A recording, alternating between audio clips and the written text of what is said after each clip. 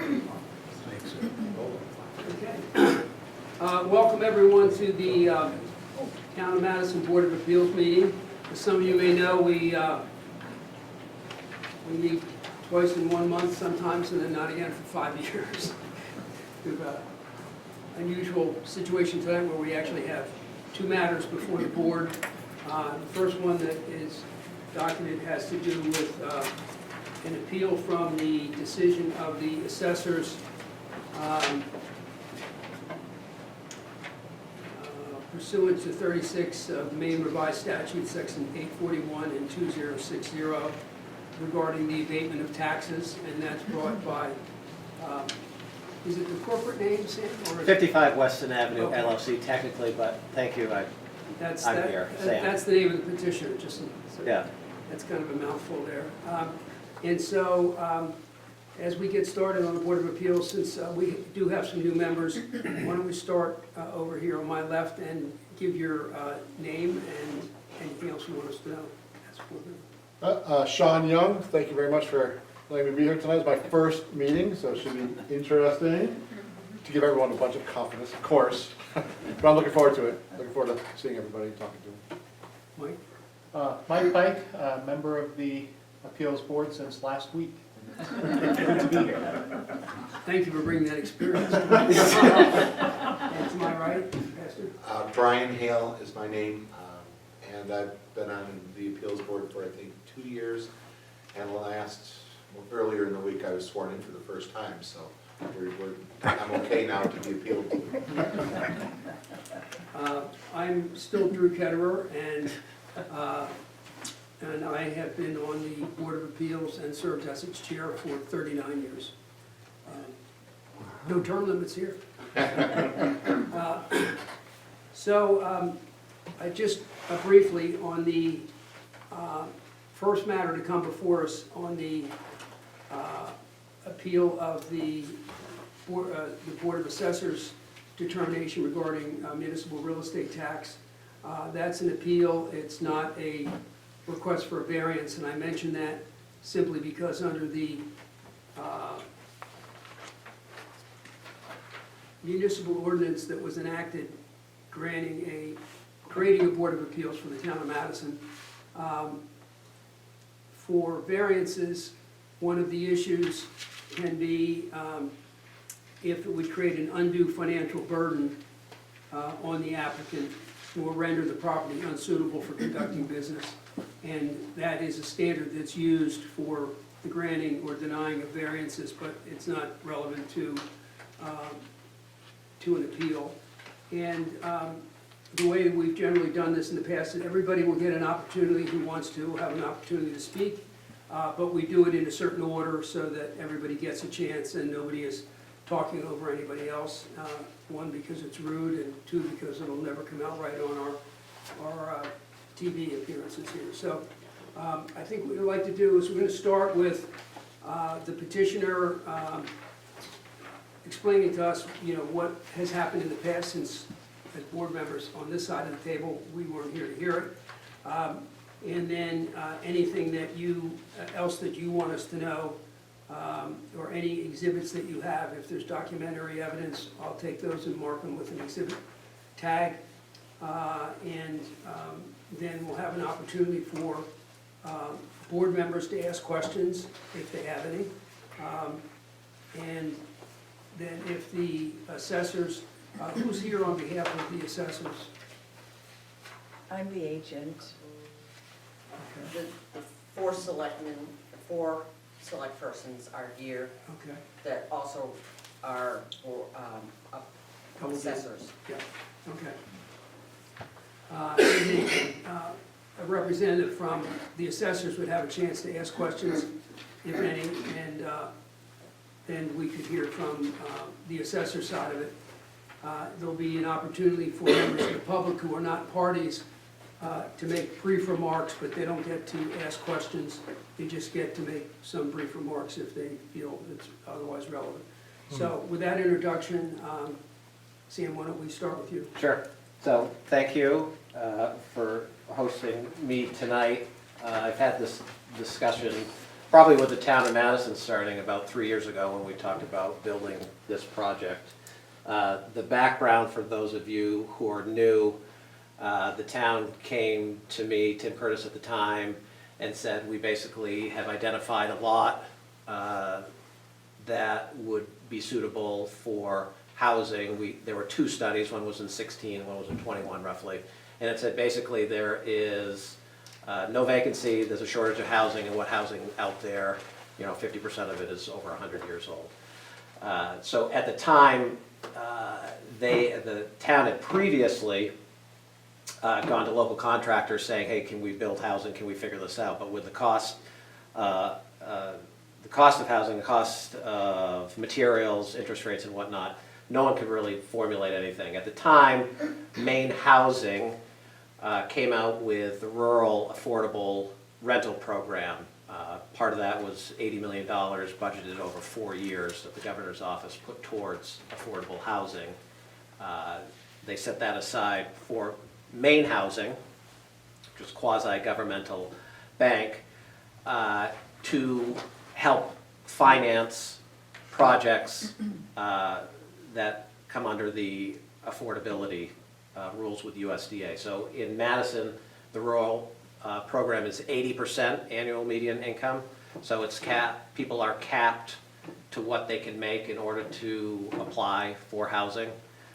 So roughly a single person household can make up to $46,000 a year. A 2-person household is 52, and it goes up to about 64,000. So the program came out.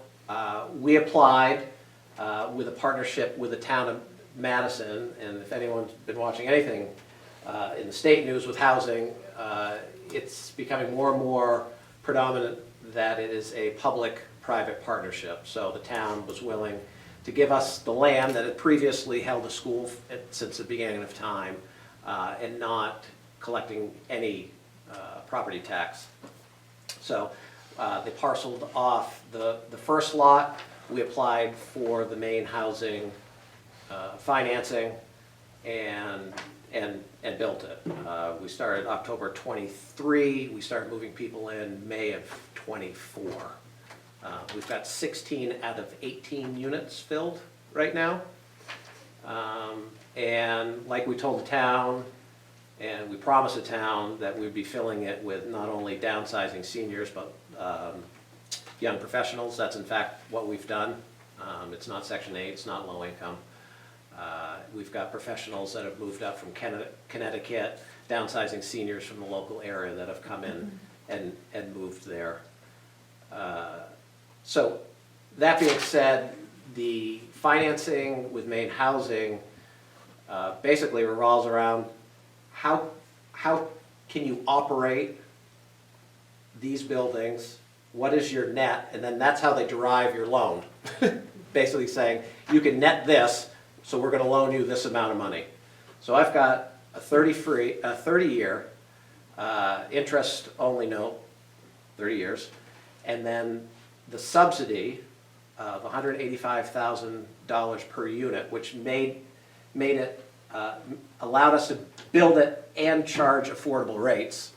That is a 45-year non-forgivable deferred loan. So in 45 years, I still own that, but it allowed us to finance it in a way that we would be able to build it.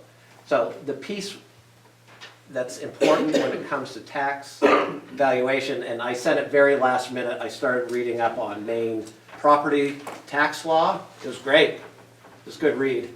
I sent that to Denise because the state has been focusing on how to address the affordability part of these, because it's really not market rate. If I go to sell it to you or you, in order for the financing to still be in effect without having to pay that subsidy back, for 45 years, it has to be affordable. So I'm capped at what I can charge. And for these units, I could charge a lot more, which would increase the market rate. What they call it in the law is the just value of property. And when it comes to the market rate of that, with the restricted rates, inherently, it's worth less money on the open market because you can only pay, the return on investment will be much less with the restricted rates. So Shirley can tell you how the appraisals are done, but one, there's an income approach. So you guys have a 155-page, and is that technically an exhibit? It can be if you want us to consider it as an exhibit. I would like to consider that as an exhibit. I had sent that with the, I only did the 1 page to okay, them. the original, The 10 page they can look at, but I didn't make copies.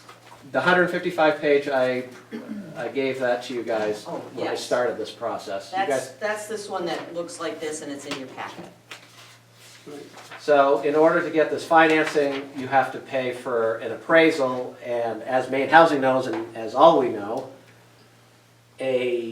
basically these are two 4,500 square foot homes. I borrowed $5 million. No one in their right mind is going to give that amount of money, and no bank is going to loan that amount of money on two 4,500 square foot homes in the town of Madison. So they go off an income-based approach. So you send them the pro forma, this is what we can make, and then this is what can justify it. So on page, I think it's page 3 of that appraisal, it basically says with the income restrictions, their value of opinion is $1.39 million. So that's part 1 of the income approach that assessors use. The second approach is the market approach. So I contacted Aaron Bolster, who's a well-regarded realtor in Central Maine, and had him do an appraisal of the 2 buildings as built. He came up with $1.594 million, and that is a market rate that's not considering the affordability part of it, the discount that you would have to put on it, knowing that you cannot get market rates. Again, that affordability restriction does last the next 45 years. And then you go off a cost approach. Of course, it costs the $5 million, but $3 million of that was a subsidized amount that I have to pay back, but technically in the financing, it comes down. So if you take that subsidy out, it's basically $74,000 per unit times 18 units, and that gets us to $1.33 million. I can probably I'll leave it there, and I'll just start answering questions. But of notable comparison, and I know we're in Madison, and this is in Skowhegan, but clearly a fairly close town. The KV Cap project on Mary Street, that's a new 40-unit project, 3-story. There's 4 studios, 12 one-bedrooms, and 16 two-bedrooms. And they came up with a tax assessed valuation of 1.7. No, it's not. It's this. Okay, The old one. that's another one. Well, 2 million. And that's 40 units versus our 18 units. So part of it is, I want to continue, the planning board has approved 2 more of these buildings. At this I'm under section whatever for financial incapability of paying, it almost, if it were just based on 55 Weston Ave, at this level, our pro forma will show we'll be losing money every year based on what we have to pay for taxes on this. Because I did a study prior to building this and kind of came up with an assumption, shame on me, of what we'd be paying here, and it came out to be about four times. Just looking at, comps, I mean, obviously some of the comps are 30, 40 years old. But I want to do the next project. I'd like to come up with an agreement on what the tax assessed value. I think the big piece is what the state is looking at from the affordability piece, how that creates a haircut on what the market value actually is. But, you know, this doesn't go without saying that I'm thankful that it's been very nice to work with Denise and the town and the relationship we have and the relationship we had going into it where the town did give us the lot. I do have an appraisal of the next lot. So we technically kept it into 2 separate lots because the second lot is where the old school was technically. And Maine Housing required a phase 2 EPA study to make sure everything in the ground was okay. We didn't just like throw, you know, whatever, the oil tanks and everything in there. So I've got an assessed value, an appraised value of that of $36,000. Just of note, I can add that to the exhibits as well. And the 2 PDFs that the state put out about the determining of the just value of property of affordable housing at the state level. I think, other than my final argument, I think that's it. I just have a quick question, if I may. Thank you for your presentation. The exhibits, for the number 1 exhibit we've got is the 150-page. Yep. Okay. And I marked the second exhibit as the 1-pager that was just handed out a few moments ago. Valuation of affordable housing properties, 2005. So I'll make sure exhibit 2 is that, it's more, well, maybe that is just 1 page. One was 1 page and one was several pages, 10 Yeah, pages. I didn't copy the 10-page, I Okay. only did 1 page. So the one that is more important is the 10-pager. We can apply that to the exhibit. It's called Factors to be Considered in Determining the Just Value of Property to Federal Laws Related to Affordable Housing. Excuse me one second. Do we have that? I have 1 copy of it. Can I take your copy too? I've highlighted things in it, but Okay. yes, you can. So that's that one, and I'll print off more, but I don't have others with me tonight. And we can send you links. It's on the State of Maine taxation. I highlighted Website. things that pertain to me. Okay. All right, well, I'm going to mark factors to be considered determining the just value of property acquired and the like as Exhibit 3 then. Okay. Is that correct? Yes. So I just want to make sure, if somebody else is saying, well, Exhibit 2 is Yes. wrong, because I want to make sure we're all in the same exhibits together. So, That's good. okay. That would be Exhibit 3. Now, to the, Do you want more? Because I added Aaron Bolster's appraisal. That well, I should be, think his was in the first packet, isn't it? okay. Yes. I I can- remember reading it. So that's all covered with when it was Exhibit 1. scheduled The first time. Okay. I read it and got a copy of that. Okay. It's in our packet of materials. Now, questions from other board members of the applicant. Go to Helen. What's the average monthly rent per unit? So it's capped by USDA, it goes county by county by county. We got a project in Newcastle right now, so those rents would be different than what Madison is. So it's both income restricted and rent restricted, and they come up with new tables every April.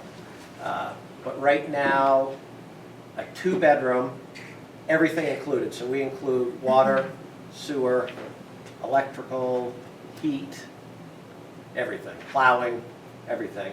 That's $14.83, everything included for a 2-bedroom. 1-bedroom, everything included, is $12.38.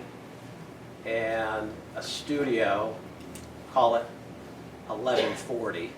And like I was telling Shirley, I've been trying to get Maine Housing, our 2-bedrooms are huge, our studios are tiny. They don't let us charge enough for the 2-bedroom, and I want to charge less for the studio. But, so when someone applies, I have to, you know, get a stack of information from them. They have to hit this window of have enough money to pay the rent, but you can't make too much money. And it's really leaving out, I mean, some projects, they go from 80 to 100 AMI or 120 AMI. So, Mike, any other is that good, questions? Mike? Yes, thank you. Okay. You mentioned you have 18 units and 16 are filled already, is that correct? Yes, so we started moving people in May of '24, and, yeah, 16. We've got 2 studios still available, and we've already had a little bit of turnover. We seem to do really well with the young divorce A's that sometimes go back. So, How many, do you have a set goal of total number of units when this is all said and done that you'd like to have done? So we have been approved by the planning board in Madison to do 2 more buildings, and that's going to be another 18 units. So that'd be 36 total. Our original plan had 5. We took one out because we're going to be doing some sort of playground public space for the town. And we're adding in the next phase, because everyone's been asking about it, shared common laundry and dryer room.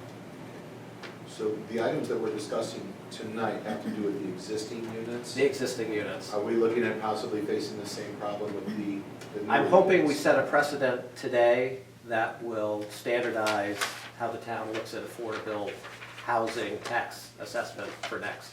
Because I need to know going, in terms of financing, I need to know what that number is going to be for the next units, because it's going to be, we're using the same design. So it's going to be the same tax assessed value, so it's going to be the same tax bill.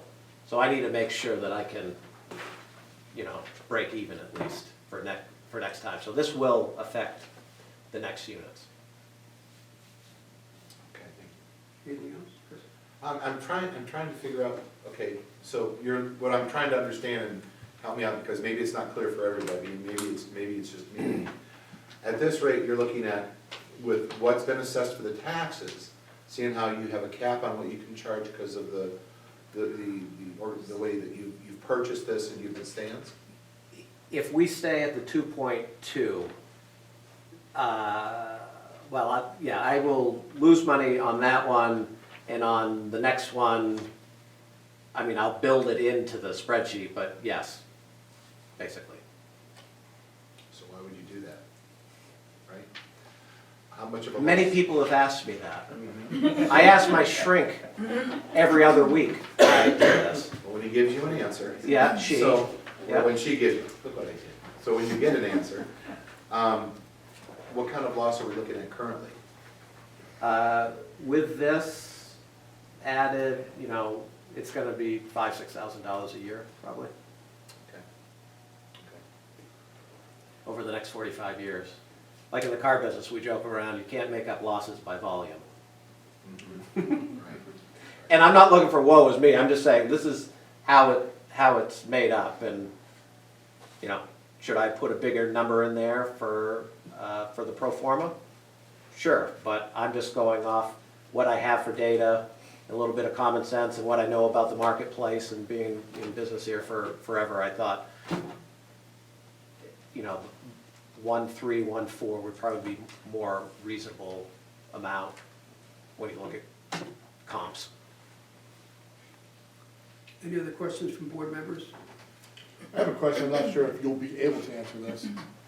Given the differences between what's assessed at what you're asking for, what is that, how much money is that coming into the city? I can calculate it real quick. If you don't mind. But it is, if I paid $1 in property tax, it would be an infinite return for the town because it was collecting $0 for forever. But with these 2 projects, if we're at the 1.3, call it $50,000 a year for the next 45 years.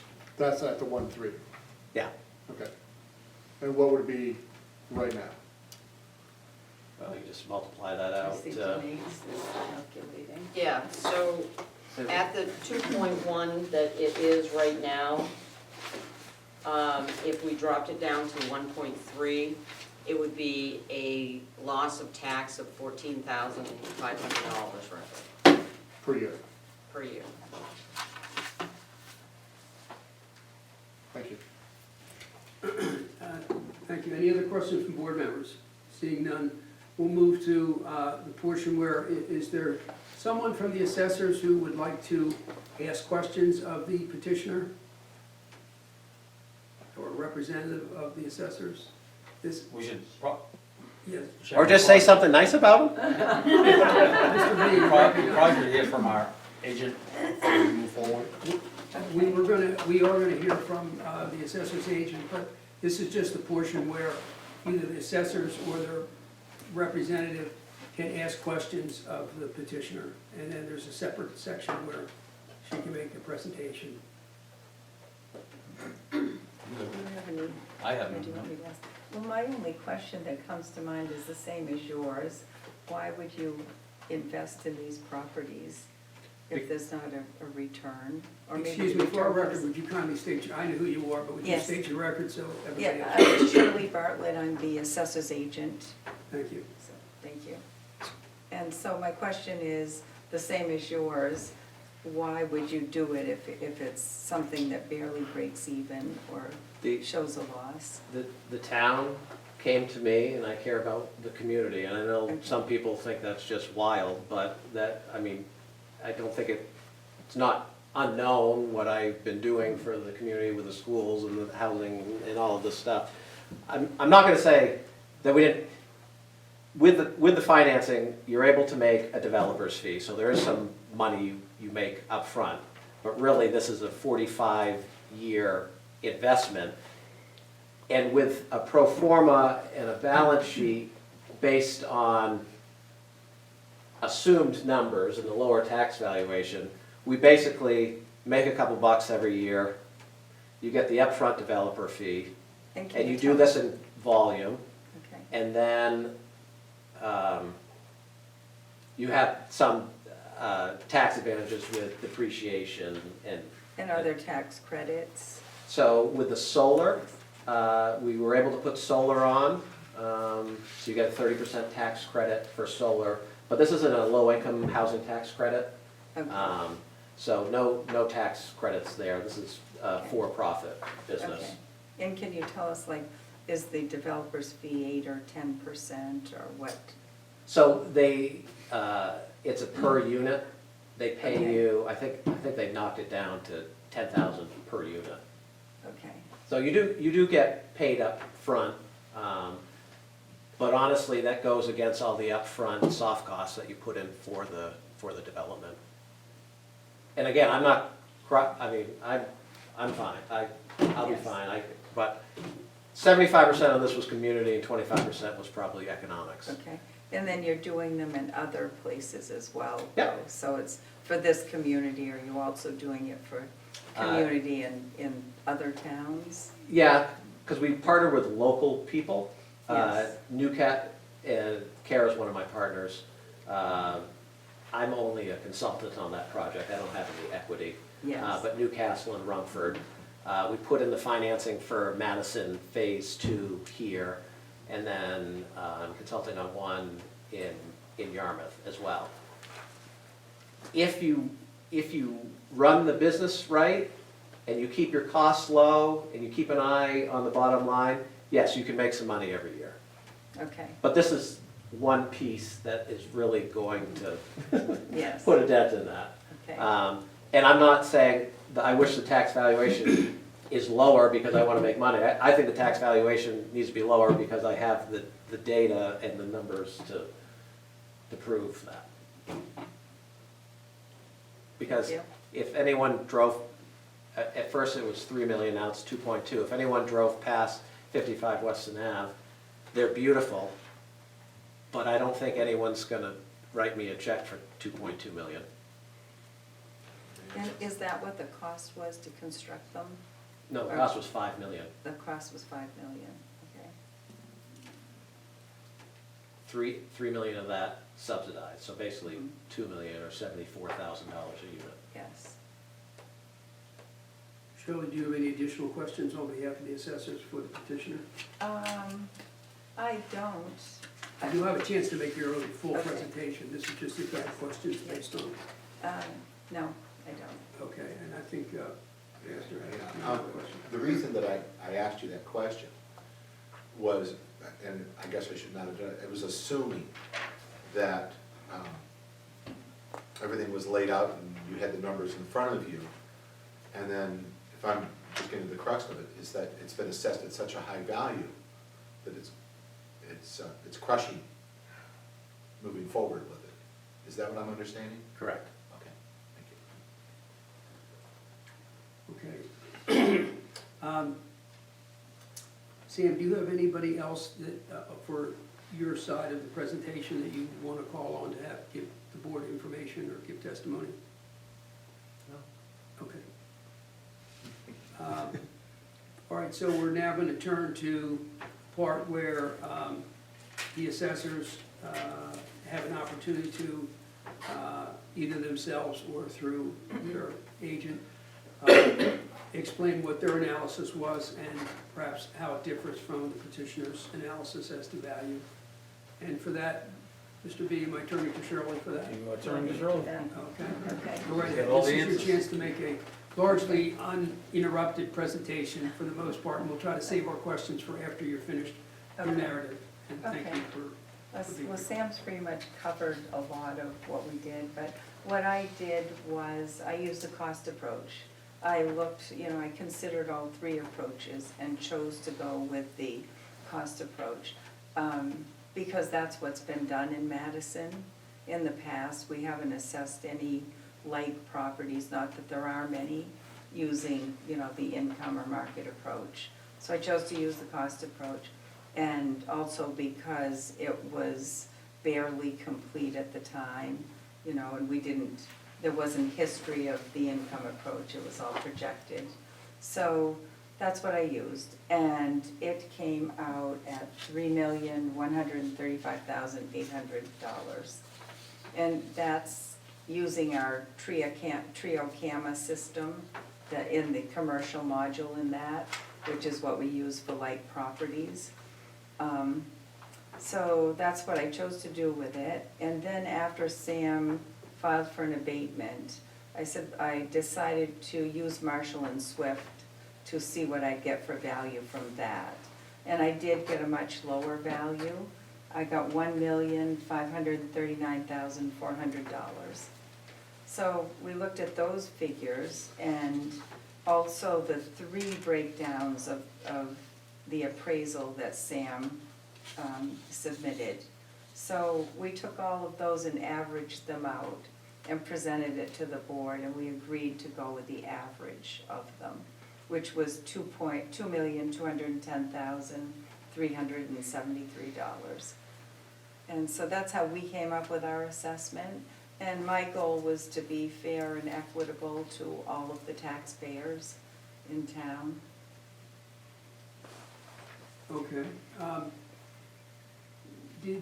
When you said we averaged them, could you just, for our record, clarify what it was that was being averaged that came out to the? Yes, yes. I think in your package, you might have a sheet like this, which we took, Denise and I actually did it. I went to Denise for, I said, what do we do with this? So we looked at it, and so I've listed on that, if you can find it, I don't know if you see it in your packet or not, or what page it might be on.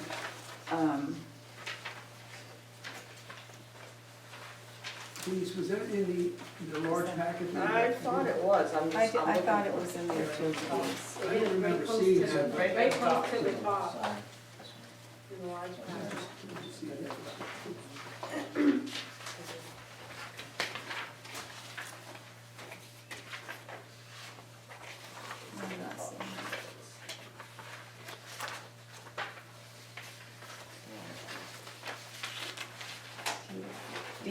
Did you find it?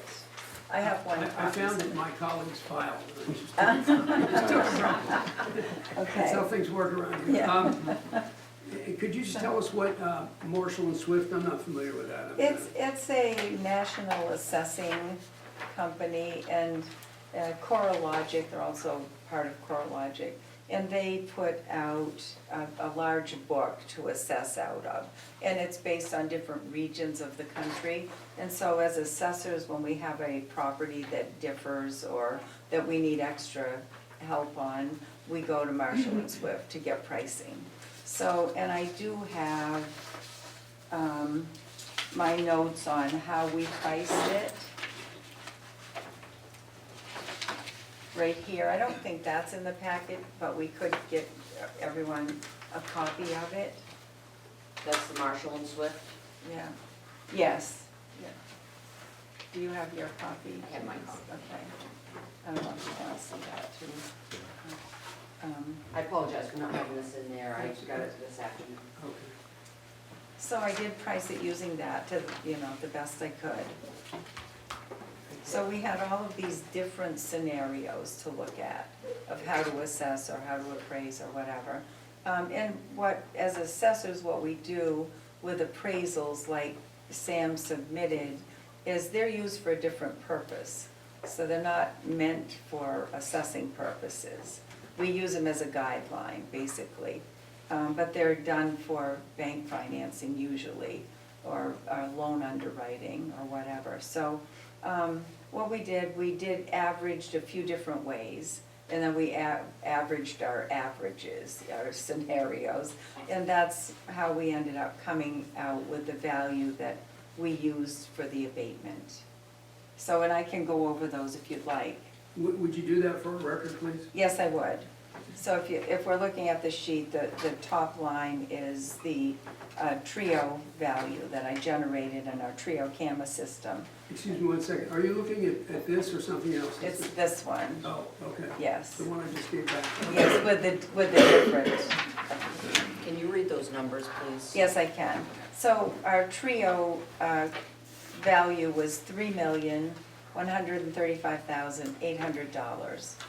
And then when I assessed through Marshall and Swift, which I did that after Sam filed the abatement, it was not done before commitment. So that came out to $1,539,400. And then from Sam's appraisal, there were 3 different scenarios on that. And there was the stabilization restricted or the rent restricted, and that came out to $1,390,000. Then there was the stabilized unrestricted value, and that was $1,810,000. And then there was an investment value with below market financing. That came out to $2,671,240. So from there, we averaged a few different scenarios. We took the trio value and the stabilization restricted, and that came out to $2,262,900. Then we looked at the stabilization restricted and the investment value, and that came out to $2,030,620. Then we averaged the trio and the Marshall and Swift values, and that came out to $2,337,600.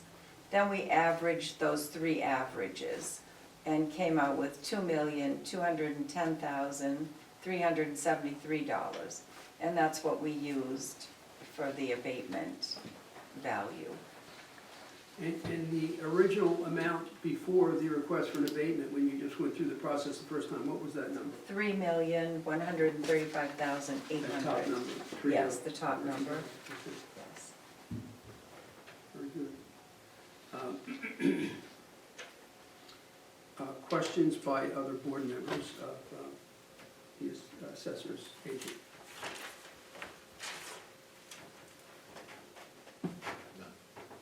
Looks like When can I speak again? what you get to do is, thank you for asking, first of all. It's kind of a convoluted procedure, it looks a little bit like court to me, you know. I usually don't ask. I'm familiar with that concept. Yeah. This would be the opportunity, Sam, for you to ask Shirley questions Okay.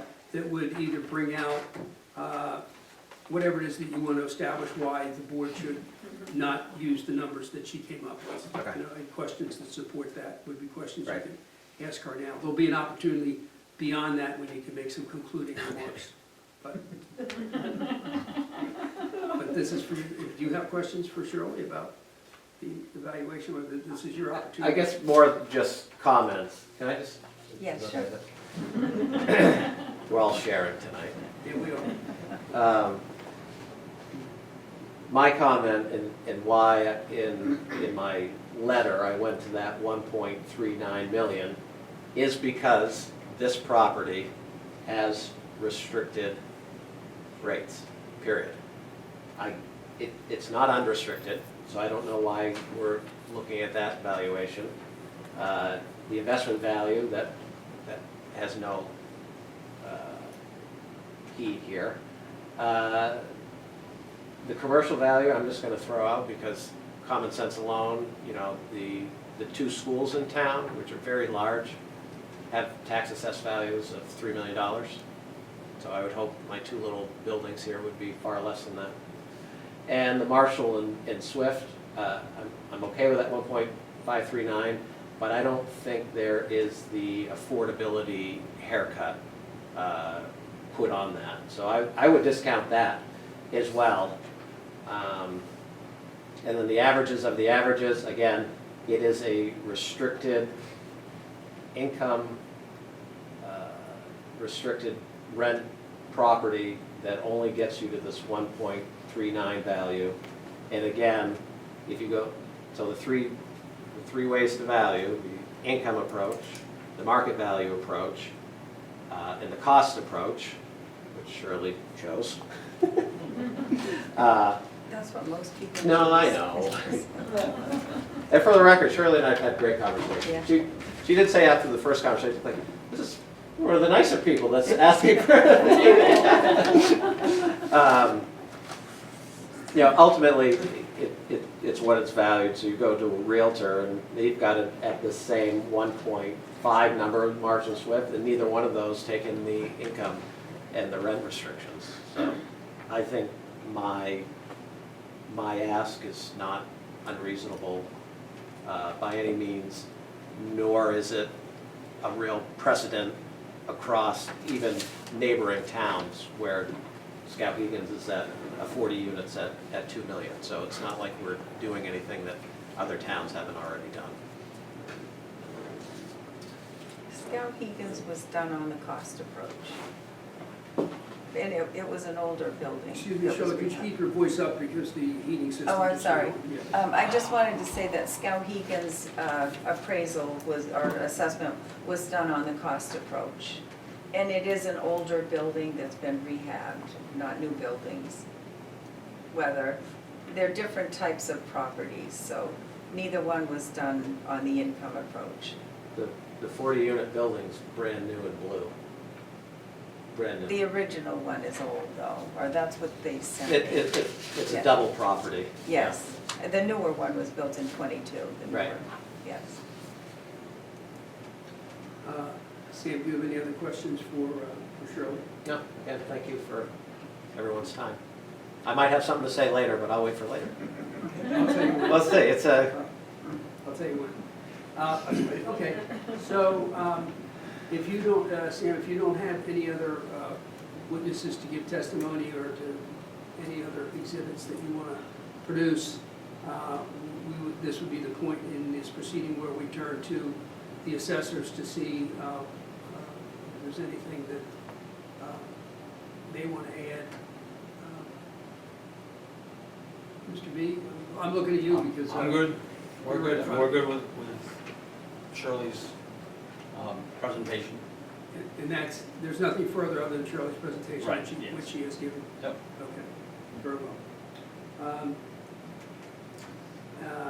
This is the point in the proceedings where if there are any individuals here who are not parties, but members of the public, whether you live in Madison or not, if you want to make a brief comment, you can. You don't get to ask questions of any of the witnesses who have testified, but if there are members, just show of hands, are there members of the public that would like to give the board input into their thoughts on this matter?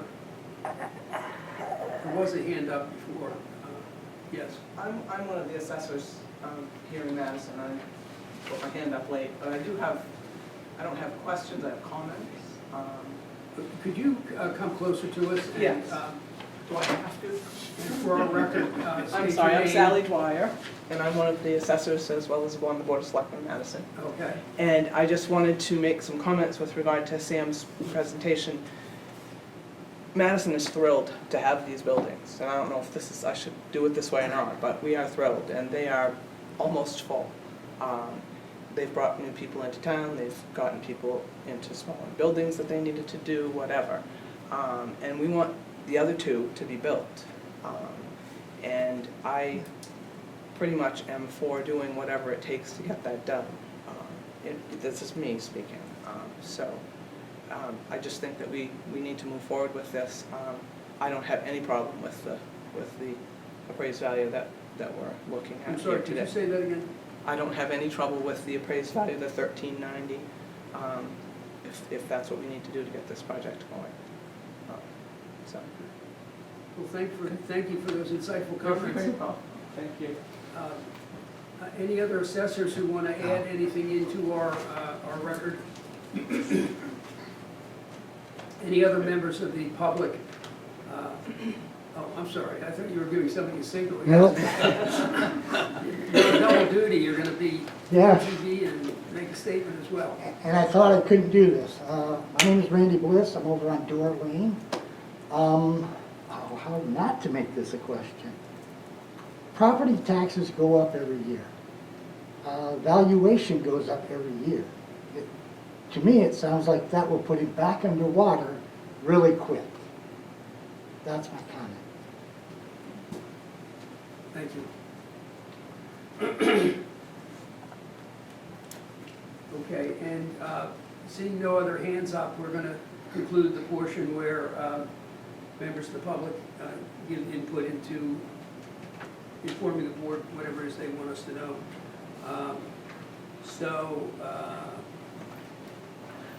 This is your time to tell us anything else you want, either summing up evidence that we've received, referencing the exhibits or not, or just tell us what you think the most important features of your presentation are and what action you're asking the board, specifically what action you're asking the Board of Appeals to take. Thank you, and again, thank you for everyone coming out tonight to listen to me. I know over the last 3 years you've had to listen to me a lot on this project, so I appreciate that this system is in place in order for us to appeal. I think whether it's a dollar or cents, whether it's what I net, I mean, the value is value. And we talk about this all the time at the car dealership. It doesn't matter if I took your trade-in for $50,000 and it's worth 40, guess what? I'm only gonna get 40,000 for it. It doesn't matter what I have in it. Value is the intrinsic value of what that piece of property or what that vehicle is going to bring on the market. That being said, I think through my exhibits, it is clear that this value, value of the property would only bring in the open market without any income restrictions 1.6 million. With the income restriction, it would probably be 1.4 or less. And if we look at the income approach, we're at the 1.39. It's really the only number that is quantifiable that you can absolutely put. You know, I praise used cars all day. I mean, there's never an absolute of what something's worth. This seems to be an absolute number to me. And when you look at familiar comps, like I said, you know, the first valuation we came out at 3 million. I go into the tax book and see that both the middle school and the high school, huge buildings, huge properties, are only valued at 3 million. And I've got two 4,500 square foot homes here in Madison. And I appreciate everything that Madison has done for us and has been willing to continue to help us. I really want to build the next 18 units. I really want to bring housing to Madison. I've been on a couple housing panels with the Maine State Chamber and some other groups, Maine Biz. We have an 80,000 home shortfall that we need to fill the next 30, that's 80,000 homes in the next 6 years. And I'm really hoping that we can continue to partner to at least help our own community get these homes. It's been a wonderful time meeting the new tenants we have here in town. It's keeping people here, it's inviting people to come. The Chamber, Main Street, Scout Savings, Madison, we all say we're working towards one common goal, to just show that this is the best place to live, work, and play. Well, this is the living piece, and I'm just happy to be part of that. And I appreciate your time. I will formally ask that the tax assessed valuation based on exhibits, comparatives, state legislature based on affordable housing restrictions, that at a maximum, I will give you a chance to go lower, at a maximum valuation of $1.45 million.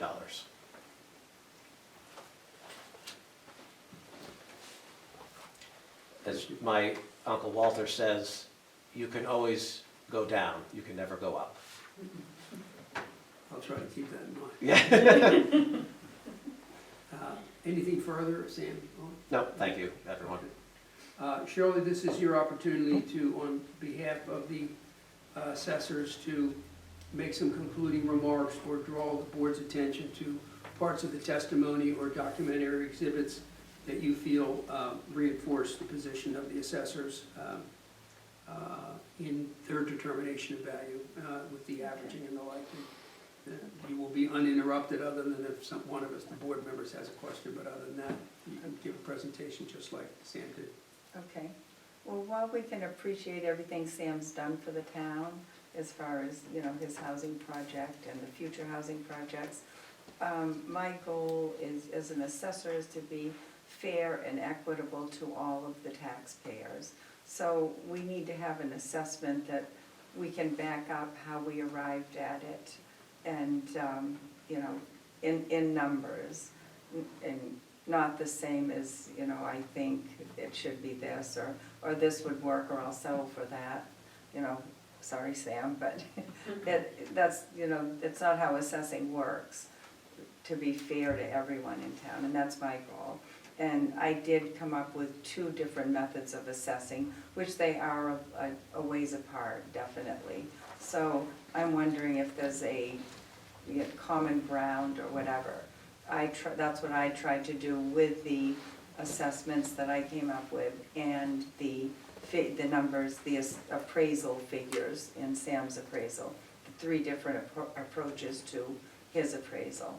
So I guess, you know, what I reiterate is we need to be fair to all of the taxpayers in town with whatever, you know, we choose for an assessment for Sam. Do I get one rebuttal? No. And that, and that figure is the 2,210,000 when you do the averaging. That's what we thought was fair. You know, my assessments were the $3,135,800, and then out of Marshall and Swift, $1,539,400. Those are assessments that I can back up and show how I arrived at them. So I think it's up to you people to figure out, you know, where we should be. Okay. Anything further, Shirley? No. Okay. Oddly enough, you have correctly predicted that there is a rebuttal period that belongs only to one side, and it's the side that's got the burden of proof and production, and that's you. And it's really not a rebuttal, it's just, for the record, I do appreciate tax evaluation. I mean, we're probably the largest privately held taxpayer in the town of Skowhegan. But what I wanted to add is that we have been paying, it's not like I'm new to Madison. We had a Ford dealership in downtown Madison in 1915. So I've been paying taxes, my family has been paying taxes in Madison since 1915. That lasted, and then wood lots and Chrysler dealerships. So I am cognizant of what the tax base means for a town, especially in a town that had the mill shutter in 2016. So I don't want to pay any more taxes, you know, either. But we do. Okay. I thank you for your concluding remarks. And so I've got a total of, we had the 3 exhibits, and then I marked this, Denise, this one pager as number 4. Okay, And then number 5 was the one you said just came in this afternoon. yes, yep. And so there was some reference to all of these, so I thought to be fair to everybody, in case there's an appeal of this to the Superior Court, they're all marked, and the board members can, you know, look at them. They've been referred to and the like. So just so on the record, we've got 5 exhibits that came in that will be part of the permanent record, as well as the recording that our town manager is making. So this is the part of the proceedings where the evidence in the case really is closed, and both sides have had a chance to make a presentation. Members of the public have had a chance to say something, although the member of the public turns out to be one of the assessors herself. And one is our cameraman, Randy, thank you for that. So the evidence is closed. So at this point, the only reason why I mentioned that twice is because when people sometimes hear the discussion of the board members, which is unlike the jury done in private, this is done in public. Someone say, oh, it was something else I meant to add. The evidence in the case is closed, so neither the petitioner nor the assessors nor members of the public will have an opportunity to offer additional exhibits or give additional comments, even if they think of something that they wish they thought of a half an hour ago.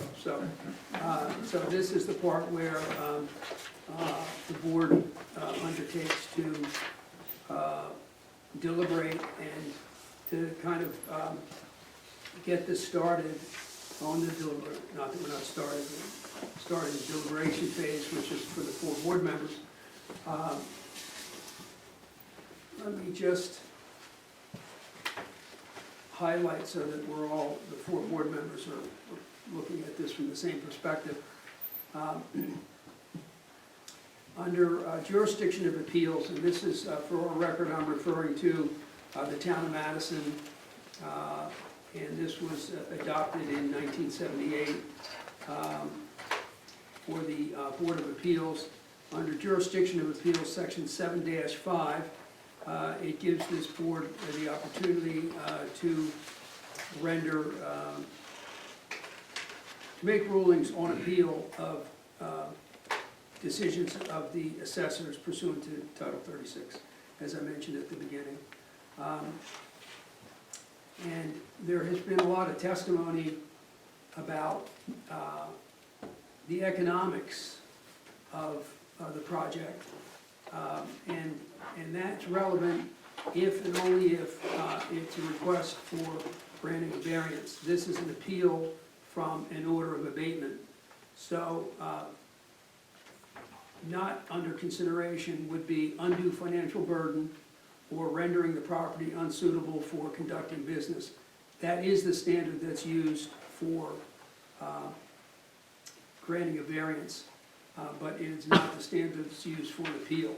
For an appeal, the municipal ordinance indicates that the scope of review, and the reason why this is important is because we have to be guided. This is our own little, Pastor will appreciate this, this is our own little Bible. Nice. I told you I'd work in it. Yeah, very good. So, We're gonna take an offering later, aren't all right. Sam, So the scope of Yeah. review Are under we passing the house? section 7.8 is the sole, meaning only, issue for determination by the Board of Appeals upon review of a decision shall be whether the decision made by the assessors was, one, arbitrary, capricious, or, I hate to think, rendered in bad faith, or, number two, unsupported by substantial evidence, or is a violation of applicable law. That's the scope of our review. It doesn't have anything to do with economics, or whether the buildings are gonna bring in enough money over the next 20 years or next 45 years. And we're permitted to review the record from below, which was sort of summarized by the parties, very nicely, I might add, and look at any documentary exhibits, which we have 5 of them here. And so that's the parameters of what the Board of Appeals is required to look at, and look solely at that when you decide whether or not the decision made below by the assessors was arbitrary and capricious, rendered in bad faith, unsupported by substantial evidence, or a violation of applicable law. So, if anybody of the 3 members other than myself would like to make a motion to change the abatement or leave the abatement the same, this would be time to do that. That's one way of doing it, and then there's discussion by the board members on the motion. Or the other way you can do it is, since this is probably less favored, but I've done it this way pretty successfully over the years. Since we don't know what each other are thinking about, we could just have a general discussion that's recorded, and then we could make a motion at the end if there's some consensus on it. And so, we could proceed. What's the pleasure of the board members? I would be in favor of a discussion before Okay. That's what before Okay, making a motion. all right, second. okay, good. That's a second to a non-motion, that's very good. I like, I didn't write it I down. like the way you're getting, I like the way you think. So, anyway, given what our parameters are, would any of the other 3 board members like to give us your thoughts or think about whether the abatement was correct, that the assessors with their agent came up with, or whether it should be, as requested by the petitioner, lower than that, somewhere in between, or not at all, but somebody should start off with telling us what you're thinking. Be happy to. Yeah, Mike? So, in looking at the scope of review in section 7.8, I'm not seeing anything overtly arbitrary, capricious, or rendered in bad faith with the town's assessment. Anything that's unsupported by substantial evidence, or anything that overtly appears to be in violation of applicable law. Sam certainly did make a compelling argument why he feels the assessment is overvalued, but I'm not seeing anything in this scope of review that would lead me to believe that the town's assessment for the abatement was arbitrary, capricious, or rendered in bad faith. Thank you for that. Any thoughts of either about the testimony or about Mike's review of it from his perspective? I agree with him that it doesn't appear that way. However, is it possible that it was just too high? Which is why he's saying, look at the different properties.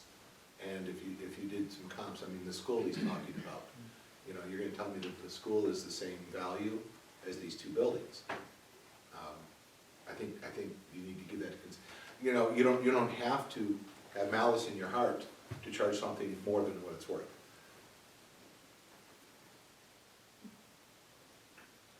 Although I may agree with you, as this is written, it doesn't fall under our scope. Right, because even though, like I said, I agree with you, but is that arbitrary? Is it capricious, or is it in bad faith? And, you know, unsupported by substantial evidence, I mean, we have substantial evidence from both parties to support their argument, but I'm not seeing anything substantive from the town's perspective that would allow us, under this scope of review, to reverse the recommended amount anyway. Okay.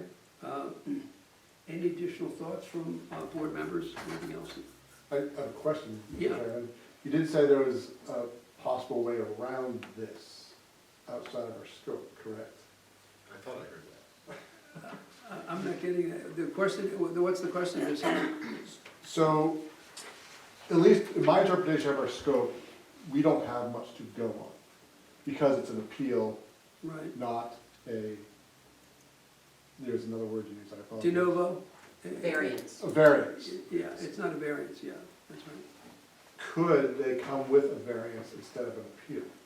I don't think so. Okay. I mean, it's a decision that's made. The variance is something that is sometimes granted.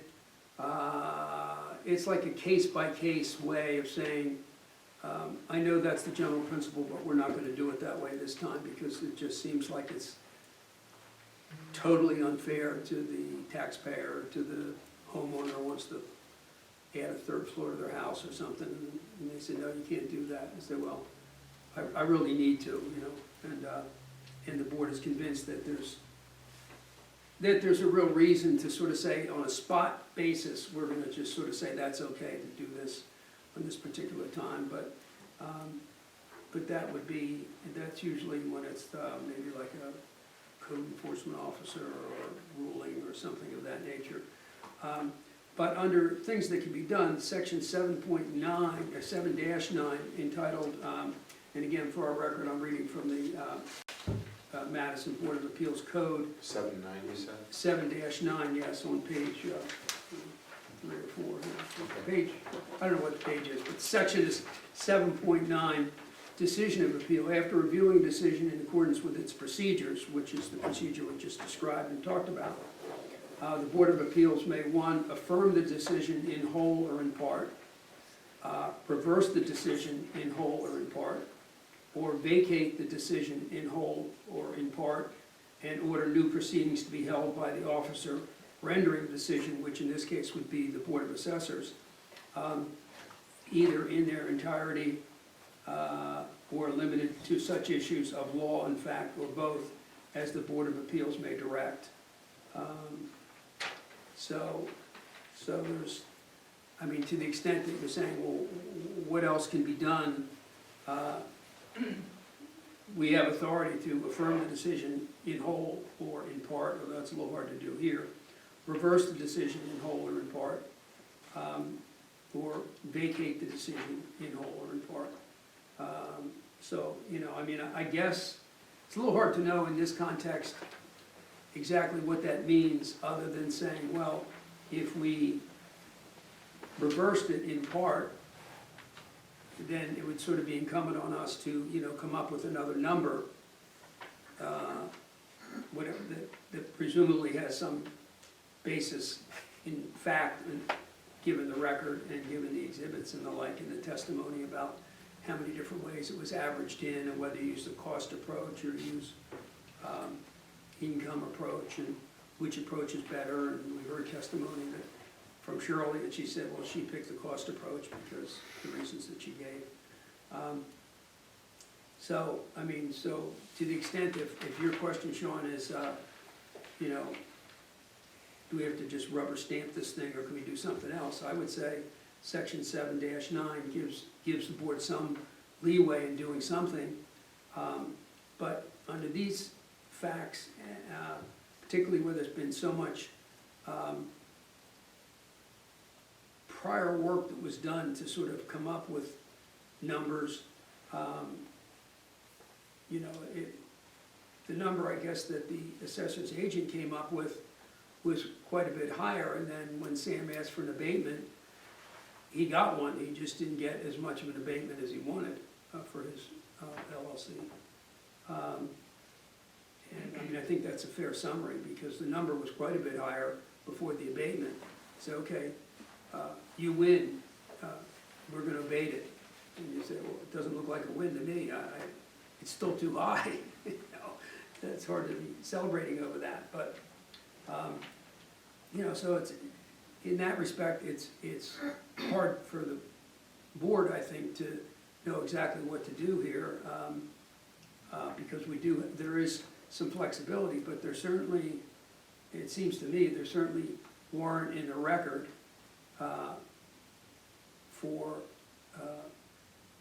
supporting, you know, perhaps, warrant in the record for supporting either one of the requests, either by the assessors for the 2.2, or by the petitioner for the, is it 1.5, is that what it was? 1.5 million. But, you know, I mean, to some extent, Sam summed it up well when he said there's, I think I'm quoting the petitioner, there's never an absolute value. I believe you said that. And, I mean, you know, Sam could have come up with, you know, 1.2 million, or he could have come up with 1.65 million instead of 1.5 million. Analogously, the assessors could have said, well, we're gonna average everyone in, except we don't like Marshall and Swift, because their number's kinda low. We're not gonna include them in our averaging. You know, they could have done that, in which case the 2.2 would have been a higher number. And that's what's tough about these kind of cases, because you're looking at numbers that, as the petitioner says, it's not an absolute value. It's an estimate of what it might be worth. And when you factor in things like lower than, I think Shirley referred to this, lower than market financing and stuff like that. I mean, you know, say, well, how much less do you take off because this has special financing that I couldn't get if I went to Skellington Savings Bank, and the like. And, you know, I forget the name of it, the fee that you can get at the front end, that has some value to it too, you know? But I think you know, the wild card is if you have one of the assessors coming forward saying, we really love what he's done in Madison and we want him to do more of it.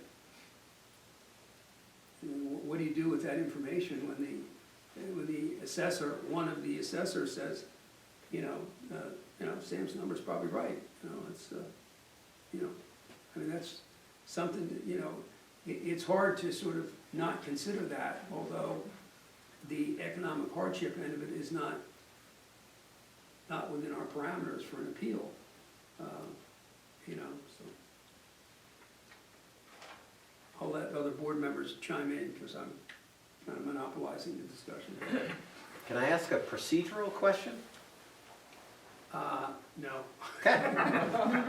As I mentioned earlier, the time for that is, should we let him ask a procedural question? It's not substantive, you're not presenting new evidence. Nothing. Okay, go ahead. Listening to the options here, is it an option that you kick it back to the assessors? Well, Because that's one of the things that can be done, I think, under. Because I was hoping not to get in front of this board. I was hoping to work it out with assessors, but this is the procedure. This is where you ended up. This is where I ended up. Well, my You know, condolences. Let's work this out. So I didn't know if that was an option. Well, it says vacate the, section 7.9 for our record, I'm reading decision of appeal. Number A3 is vacate the decision in whole or in part and order new proceedings to be held by the officer. Well, that would usually be like the planning board or the code enforcement officer or somebody, but in this case, the decision is really the Board of Selectmen acting as the Board of Assessors. So order new proceedings to be held, rendering by the officer who rendered the initial decision, either in its entirety or limited to such issues of law or fact, or both, as the Board of Appeals may direct. I think we did that one, I say we, the previous board did that on one other occasion, like decades ago. I don't remember what case it was, but it seemed to me there was something about that. But I mean, that would be something that, I mean, the assessors would have to be open to that, and I don't know that they are. Right. You know, so, My point being, the discussion about assessed value, I was hoping was with the assessors, that's their job, where you are just an oversight committee, not in charge or without great background in assessing. well, that's put very delicately, thank you for that. I mean, this comes up when we have things that a lot of things come up to us through the planning board, and the true facts are, the planning board has special knowledge about shoreline zoning and about setback requirements and all kinds of things that we're just, you know, unpaid volunteers that come in and hear a case a year, you know, and we don't have specialized knowledge about things that the planning board has. And you know, I mean, that is a problem, but that's the setup we've got. But I mean, let me just throw this out, since we're trying as community members to do something that's fair. I mean, do the assessors have any interest in further discussion, or would you rather just stand on, you presented your case? It's, you know, I mean, it seems silly for this board to say, well, we've got a petitioner who's saying, I wish I could discuss it further with the assessors, and the assessors thinking, boy, at least one assessor is thinking, gee, that would be a great idea. Perhaps you're thinking that, maybe you're not, but, and if I'm misstating it, I apologize, but it seems to me that if that's something that both parties to this proceeding want to do, for us to sort of stubbornly say, no, we're not going to do that, but if one party or the other said, look, we presented our case, you're the Board of Appeals, decide it for us. I mean, that's what we're here to do. So this would be kind of taking an end run around. I wouldn't undertake to recommend it to my fellow board members and colleagues that we do that unless the assessors felt like there was a reason to do that. They may well feel, we already gave this guy a big abatement, and he just doesn't think it's big enough. So just make a decision. Can I say something? Yeah, unless, Mr. V, are you the head of the selectmen? I should know that.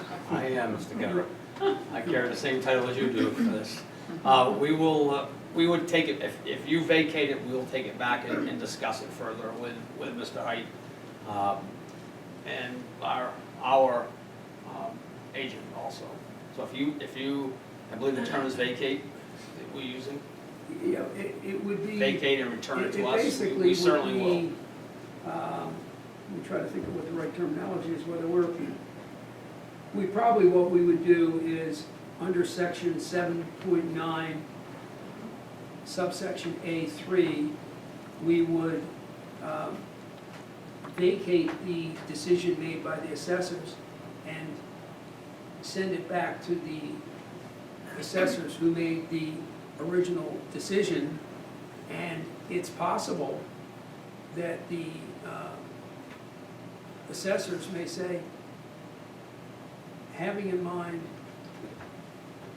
making a further reflection on this, we think we're right the first time, you know, and so that's our number, and it's 2.210373.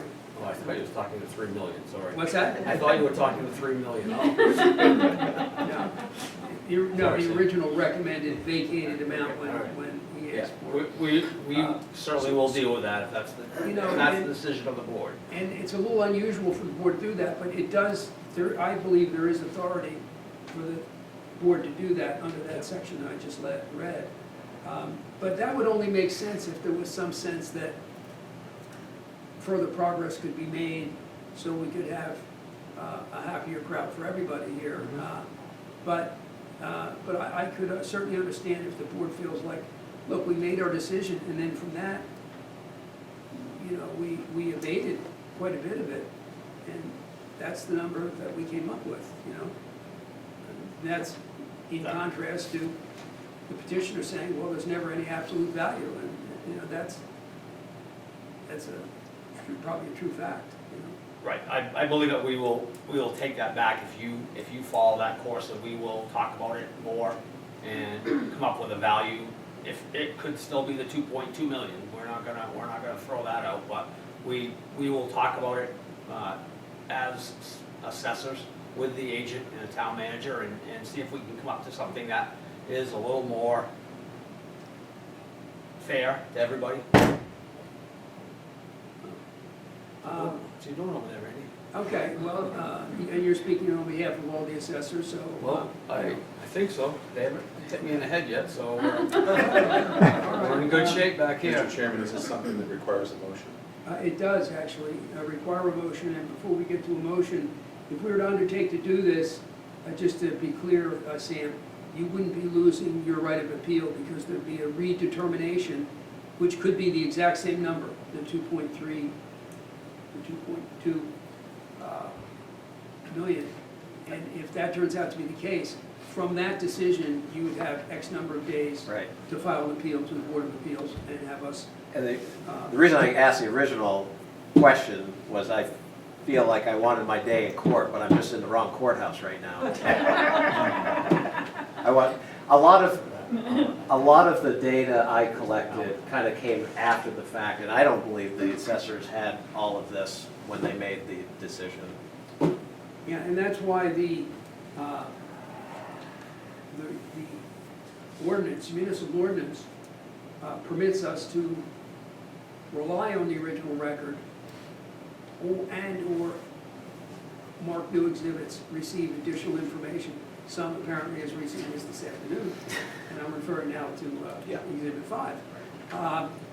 You know, so that could be a good resolution of it, particularly where at least two people have mentioned the future projects, which if we rigidly stick to what's before us, that's not really relevant whether there's future projects or not. The appellate decision to be made here is, did the assessors have it right? If they did, that's the number, and that's the end of it, you know. And the fact that you might say, well, based on that, we're gonna tell the planning board we don't want to do the other two projects. There are a number of people apparently in this room that would be very disappointed if that was the case from a public policy point of view. And that would be unfortunate, but the way this is structured, that's not something we can take into account. We're not permitted to. So, Pastor, did you have a motion that you wanted to make? I do, And what- seeing how both parties are willing to go back to the table, I make a motion that we vacate the decision. Okay, and I second that. before you second it, I think we vacate the decision under section 7-9, 3. subsection A, subsection 3, and we would send it back to the decision maker, which happens to be the Board of Assessors, Yes. for them to have further proceedings and make some second final decision on the request for abatement by the petitioner. Yes. I believe. With that amendment? Yes. Make a second. I would second that, yes, sir. Okay. Those in favor of adopting the motion kindly indicate in the usual and customary fashion. Those opposed? For none. The vote for our record is 4-0 to vacate the decision of the Board of Assessors and send it back for re-examination by them and the petitioner. Anything further, board members? It's not I can't ask a question at this time or Well, we let Sam, and it turned out. I broke the rules like 3 or 4 times. My only question was Leading the witness? Was there any type of preliminary assessment to say this is what it would look like when it was done and what the cost and the value would be? Or did we already jump in the water and then find out what the cost is? I knew what the cost was. Or the assessment, I should say. No, because I literally went through every similar like-built project in Skowhegan and Madison, looked at the assessed value, then kind of worked it off that. No further. Okay. No further unofficial question. Nothing. No questions of any kind, no Yeah. matter what. What question? For our record, it is just about 7 p.m. and this concludes the Board of Appeals hearing insofar as it relates to the request for further abatement by Sam's LLC. I'd like to take maybe a 10-minute recess and then come back in to hear a second matter that we have. Use your cell phones. Pretty fast, so. But why don't you tell us what happened and why it is that you're appealing the citation from the code enforcement officer? Okay, I purchased a piece of land, 35 Jones Street, a year ago, or within the last year. I don't have the exact date in front of me, but I purchased the property, the idea that, well, first of all, I own more than one company. Ames Real Estate Enterprise is a land holding type company. I also own Ames Mobile Home Sales, which is a manufactured home dealership. So I have the ability, and because in part of my dealership, I'm in the construction business. So I have earth construction, I do concrete work, I do everything that's needed to put a manufactured home on a site. So that's one-stop shopping, if you may. I purchased this lot with the idea that it had been a mobile home on it before, so that's, a lot of times when that type of situation, it's, the neighbors don't mind so much because it's already there, there's other mobile homes in the area. It was affordable for what I wanted. For this particular home was gonna put there. So it all kind of made sense to me for my particular situation. So we purchased the property and then we kind of waited because we're busy and all that. And we started advertising the fact that we had a home. I had a very specific home I wanted to put there, and we advertised it kind of like a hypothetical situation. We got some hits on it, and we had a buyer. So we put the project together.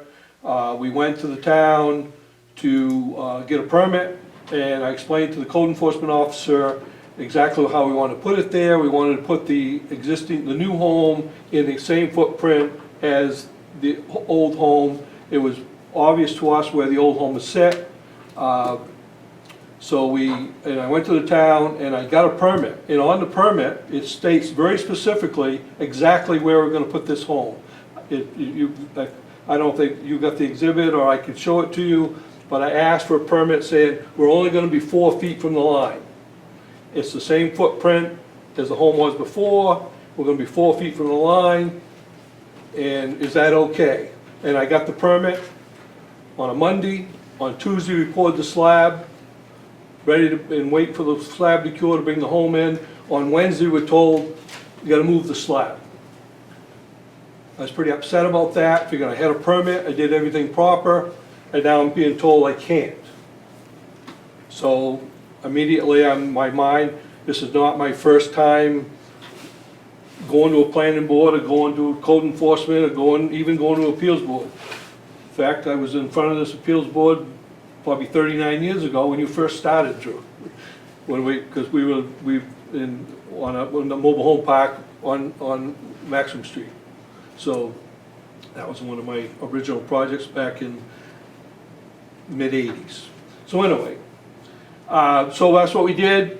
When we discovered that we were running up against a battle for the location of the home, because we're now saying we're too close to the line, and are we gonna win that fight? So I made a decision that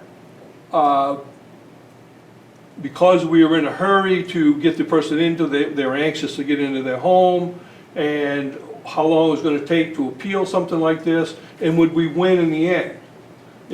So we hedged our bet a little bit. We moved the home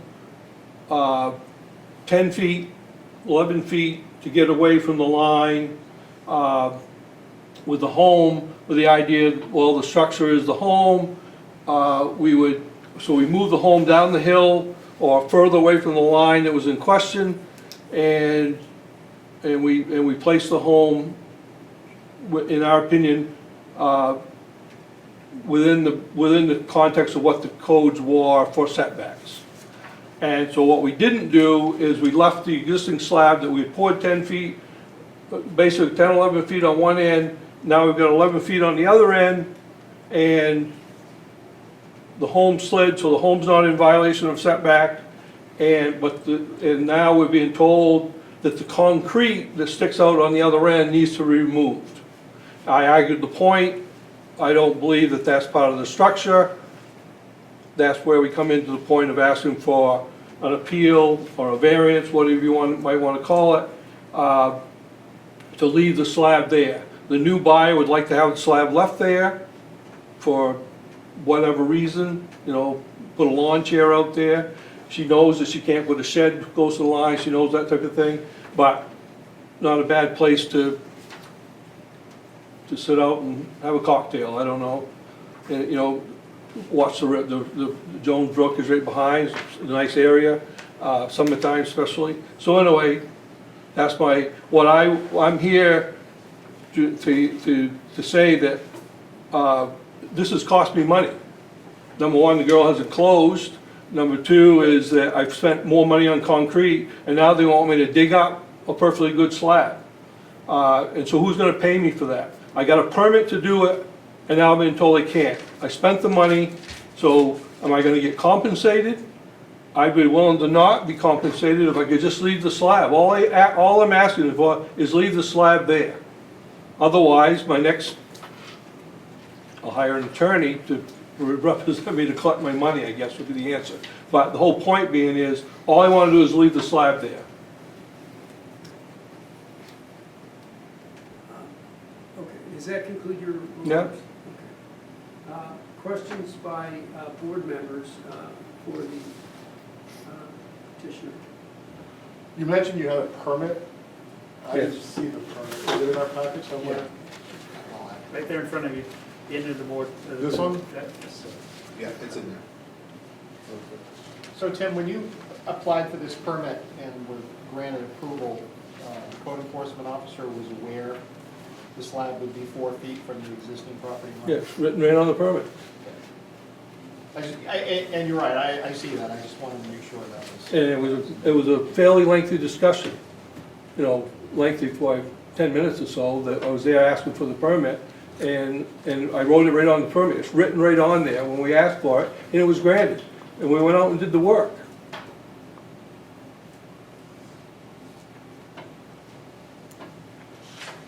Is the slab that the house is now sitting on, that slab is, if I understand, is it connected to the one you previously? poured? Yes, the existing slab was 50 feet long, and so when we discussed it, well, we want to move on, we don't want to prolong this thing for months, so we basically put 11 feet on the other end. Okay. So now the slab is, the original 50, we joined a new slab to the end, so now the whole slab is 61. So now to remove the slab that they're asking you, you'd have to cut. I'd have that to slab. cut across it and then dig it up, because it's full of rebar and full of water. It's you know, it's not gonna be an easy project, because it's not like it's a piece of concrete that's gonna bust up into pieces. It's got wire mesh in it, and it's got steel all the way around it. So it's a process. Have you ever had to do that before? I've probably dug up concrete before, but not with an excavator and a machine that, you know, breaking it up with a big machine. There's no room there for a big machine. You got power lines overhead, and you got a neighbor that's 10 feet away. So. And a house sitting on the slab. Right, the house is already there, so this is a project that's gonna take a saw and people with jackhammers and the wheelbarrows to haul it away. It's like, who's being harmed? There's not one person being harmed by that concrete being there. It's not like it's being used for anything other than a place to put a lawn chair, and that's legal. And you said it's 11 feet sticking out from the house? Approximately 11 feet, 11 by, okay, 14. thank you.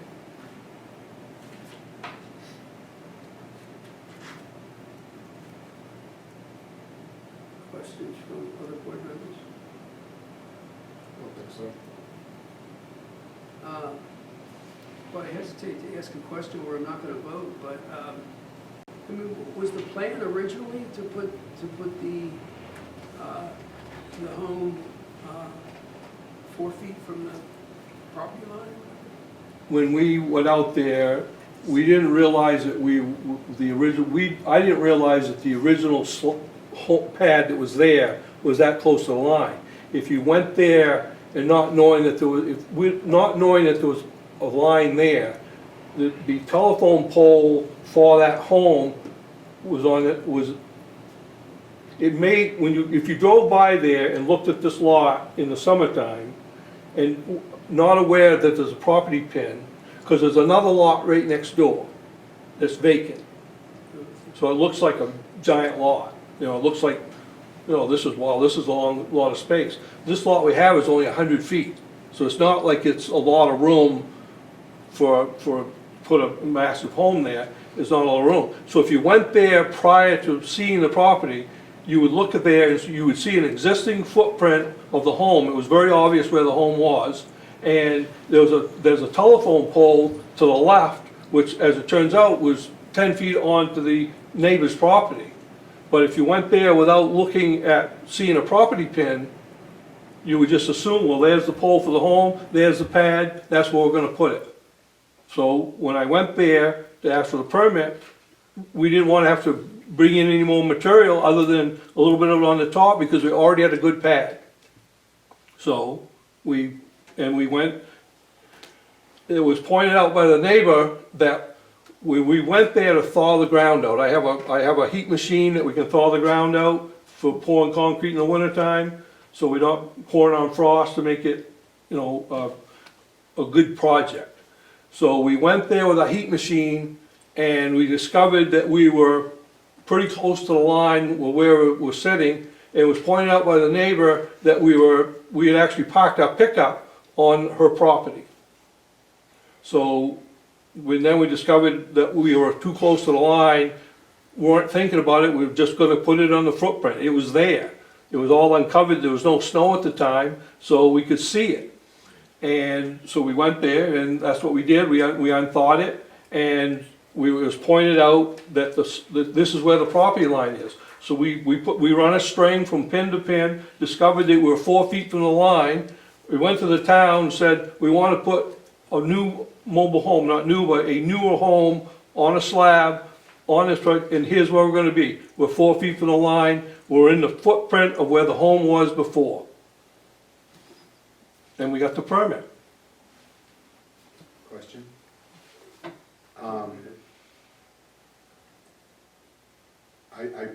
I'm not in your business. I don't know Right. what you do. I mean, I know what you do, but I don't know how it's done. What size piece of property is this? It's basically 100 by 100. So it's small. Right, in And- town, city water, city sewer, so it's, Okay, so if it's that small, typically, is it not surveyed before you go ahead and do some development on it? Or is it, you just go to the town records and look at what they have? we looked at the lot, we see the footprint, and we went there, it was. Kinda eyeballing. It just eyeballed, yeah. Yeah, but as it turns out, the land had been surveyed, that's why the pins were there. Okay. And I didn't really, I got a lot going on, and I see a lot, I see my deed, it says 100 by 100. Yeah, that's fine, that's all I wanted, it's an in-town lot, it's a nice lot, been a home on it before, so there's no reason to think anything other. And as it turns out, if the neighbor hadn't pointed out that we were close to the line, we wouldn't have known. Close to the line, but in no way is the slab across the property line? No, the new slab is 4 feet from the line.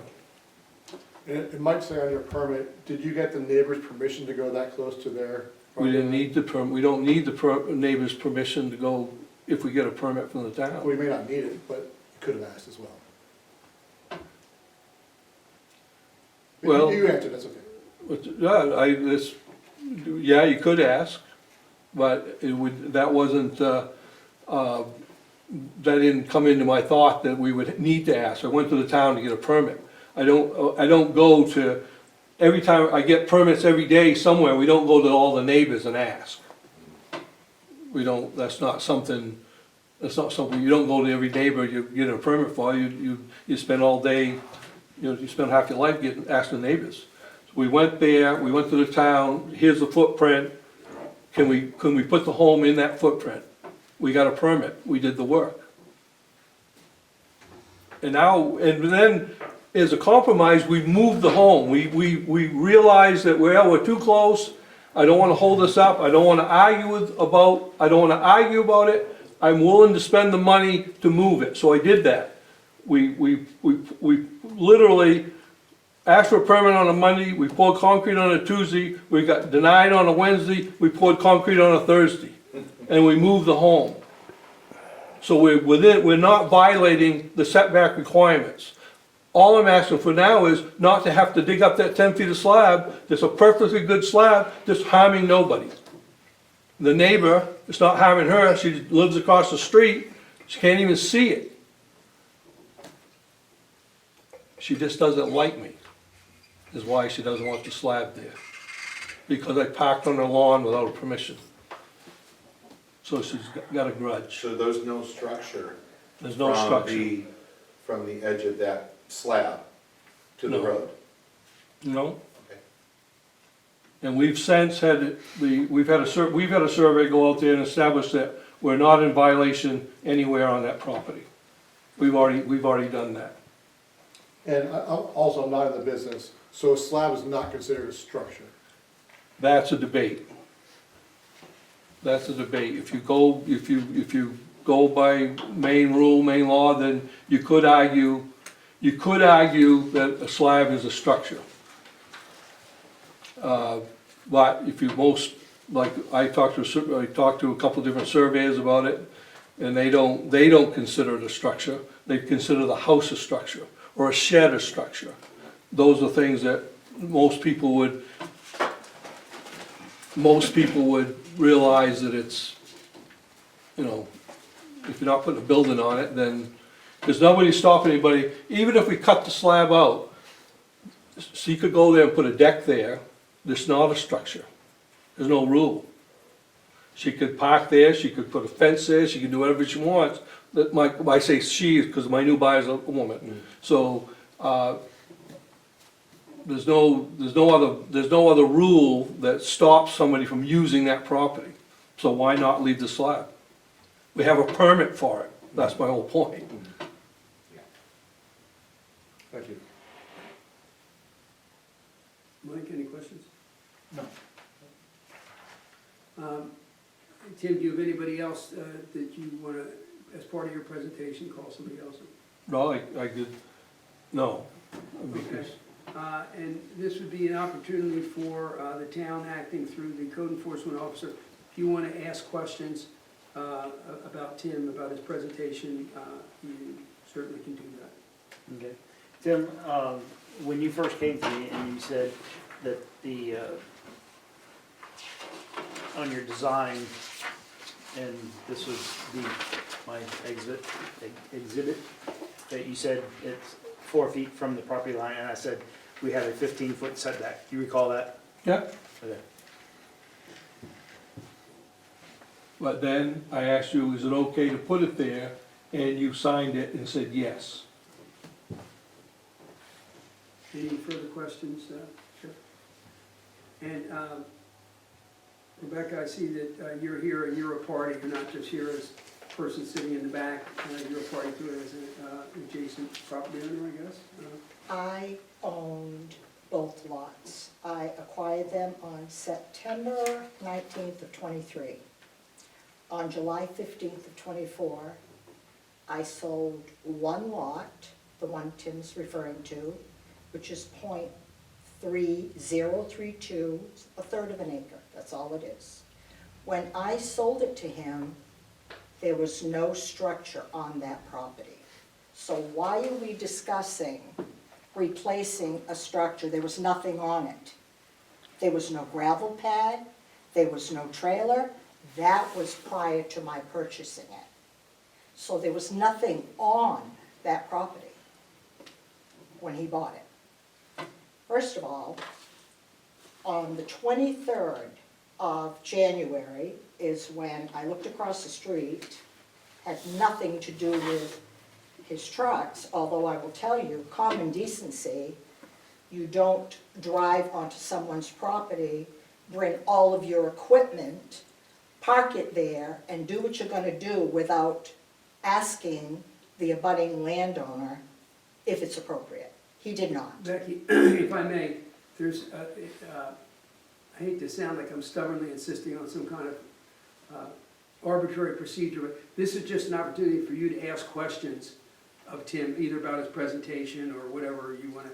There's going to be, when we're done with him, you have a chance to make a narrative similar to, I think, what you're doing right Well, now. okay. But just, yeah, so you'll have a full opportunity to do that. Perfect. Just, if you have questions for Tim, this is your chance. In court, they call it cross-examination. Okay. You have a chance to ask him questions, and frankly, you could ask the code enforcement officer questions if you want to do that I as well. certainly will. If you have So- questions, but if you want to just make a presentation and say, this is what I want the board to do, and these are the reasons why, you'll have a full opportunity to do that, just not right now. May I ask him a question? Yes, you can. Tim, on the 23rd of January, I called you because the heat map was over, not on, it was over on my property. You came up, did you not? Yes. Did you say, yes, you're right, it's over on your property, I'll move it? It was 5:30, 6 o'clock at night, I believe. 5:30 exactly. And it was dark and we really couldn't see much, and I said, yes, we'd look into it. That's what he did. You did not say, yes, I will move it, it's on your property? I've had 1,000 conversations between them with many customers, so I don't remember exactly what was said. I do remember. You know, you've talked to one person, I've talked to many. So Okay. you're very specific. Since then, I've done 10 other projects, so I don't remember all those conversations. But I did look into it, and we looked into it enough, so we poured the slab not on your property. Do you remember that on the 24th, the very next day, the pad was still on my property and I called The you? pad was never on your property. The truck, the pickup was parked on your property. The pad was never, ever on your property. The pad, meaning concrete, if that's what you're talking about. I'm talking about the black heat map. The was on my black property. mats were not on your property. The truck was, with the heat machine, was on your property, yes. And did you not extend the black No. heat map out further? No. You know what? You're not being truthful. I am being truthful. No, But you're not. you asked me a question and I answered to the best of my knowledge. I wasn't there. I asked my guys, did you do anything different? And they said, no, we didn't.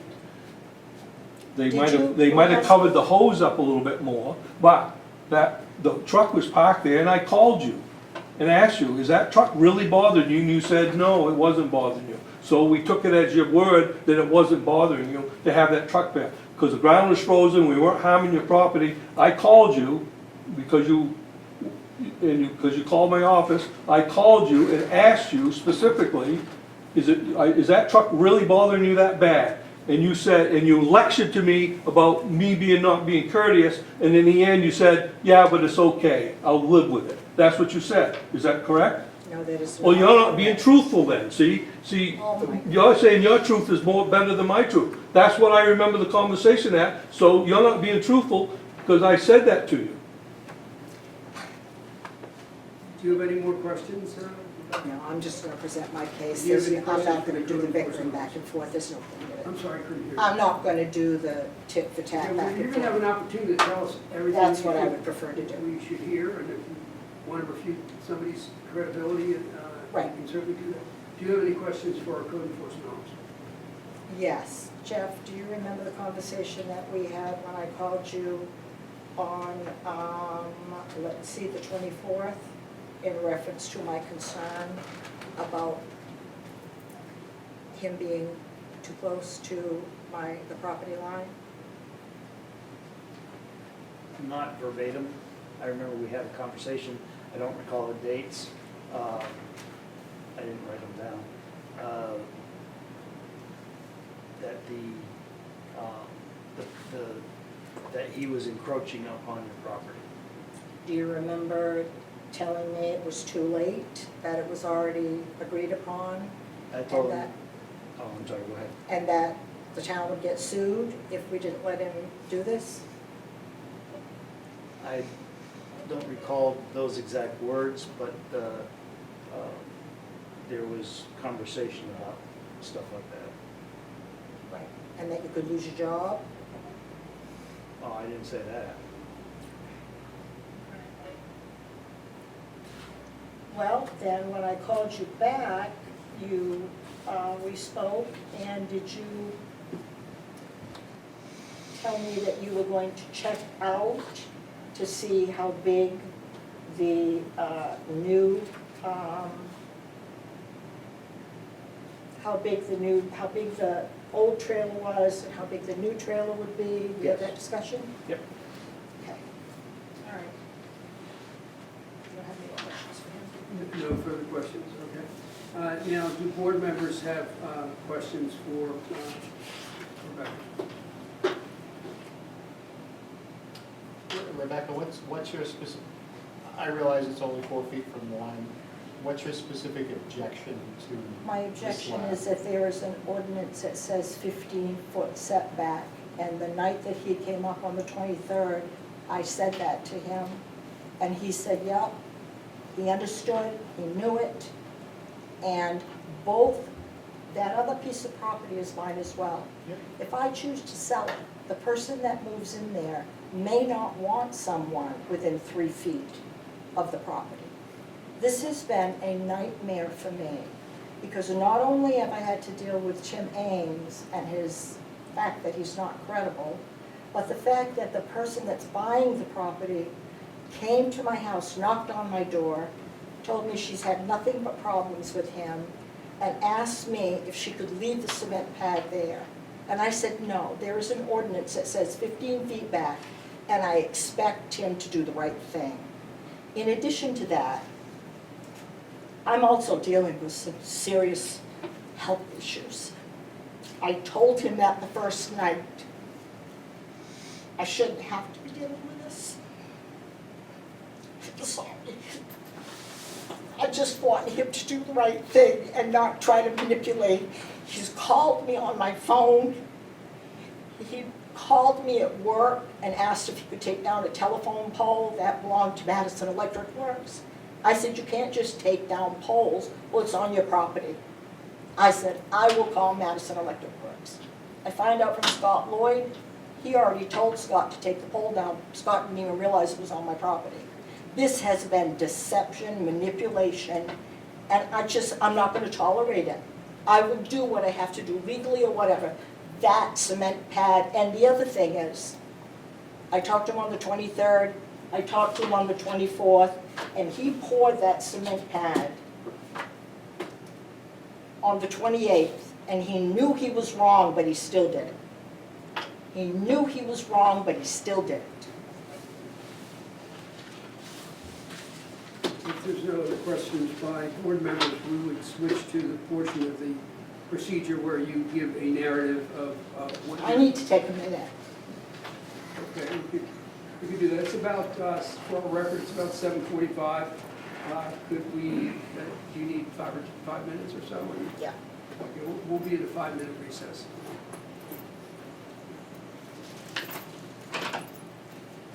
I shouldn't even be here dealing with this. Yeah.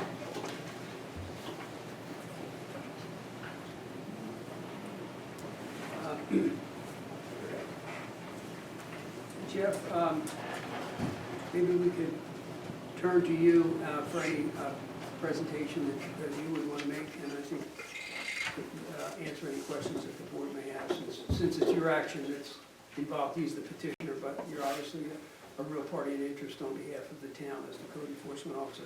And then we will come to you, Becky, and hear what you have to say as well. But do you want to add anything or be available to answer, I think, some of the board members may have questions for you? Sure. So when Tim came to me about the, putting the new little, newer mobile home in place, he said he wanted to put it 4 foot within 4 foot of the property line. And I said, we have a 15-foot setback, and we discussed that at some length. And he says, well, there was one there prior. So I looked it up into on the old tax map, and it shows a driveway on the east side of the building. East. And where you can see the shadow of the telephone pole is on there as well. So that's page 1. Page 2, well, actually page 3 is a enlarged picture of that. That trailer is 52 feet long, 12 feet wide. I believe that's what it was, 52 by 12. Mr. Rams put in a 14 by 50, so it's shorter but wider. I told him there was a 35-foot setback from the center of the road for the road ordinance. And on the satellite picture also shows, this is from the E911 imagery, and it shows there's driveways on both sides. I had not gone out and seen at that point that the property line was 4 foot from where he wanted to put the mobile home. In the past, the town has had mobile homes replaced and put in the same position as the previous one. I didn't realize that this hadn't been there. It had been removed years prior. I didn't know that until afterwards when Rebecca called me and said, oh, it was years ago. And then I talked with other neighbors and they confirmed that, no, it's been removed a long time ago. So they're old pictures. I was unaware at that time. So telling Mr. Ames that he could put the mobile home there, reflection of 2 years ago when the town allowed a mobile home to be placed in the same position, although it's only 2 foot from the property line. So that was a replacement within a matter of days. This is a replacement in a matter of years. So therefore, it's a new structure, newer structure. The slab, Mr. Ames did add more to the slab and move the house, the mobile home, that's 16 feet from the property line. So he did his due diligence there, I grant that. The slab is typically, well, page, what is this, 5, 6, 7. A cement slab, typically referred to as a slab foundation, is considered part of a mobile home structure, but is not technically part of the mobile home itself. It acts as the base of the platform upon which the mobile home is placed and anchored, providing structural support, and usually considered separate component from the manufactured home itself. The function of the slab is stable foundation. It's not part of the structure, the home structure. It just supports it. Section is a concrete patio is generally not considered structural because it's not attached to the main building. However, this portion of 14 by 10 section is still connected. It is not load bearing because there's not anything on it. The definition of a structure is typically referred to as a building or part of the building that provides support and stability, usually attached to the main house. So there's, in code is contradictory, whether it could be structure or just ground improvement. And Jeff, for our record, you're referring to this, I'm gonna mark this as Exhibit 1, okay? And Yes. This is what you're referring to in this language on this picture. So for our record, the references you were just making to the pictures and to the definition of the various things, that's Exhibit 1. Yes, sir. Okay.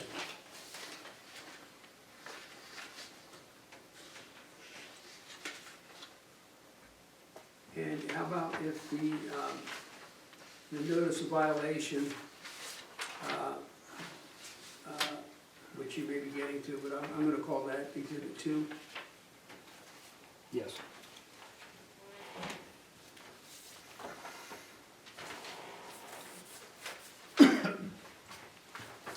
And you can go on, you can continue to tell us what,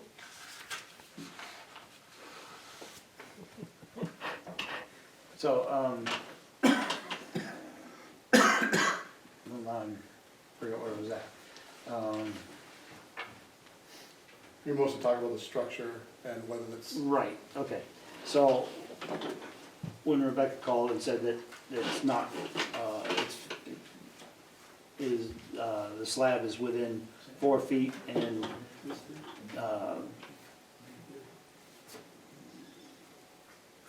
but Tim had moved it, so it's no longer within that four feet. The slab is, but the structure is not.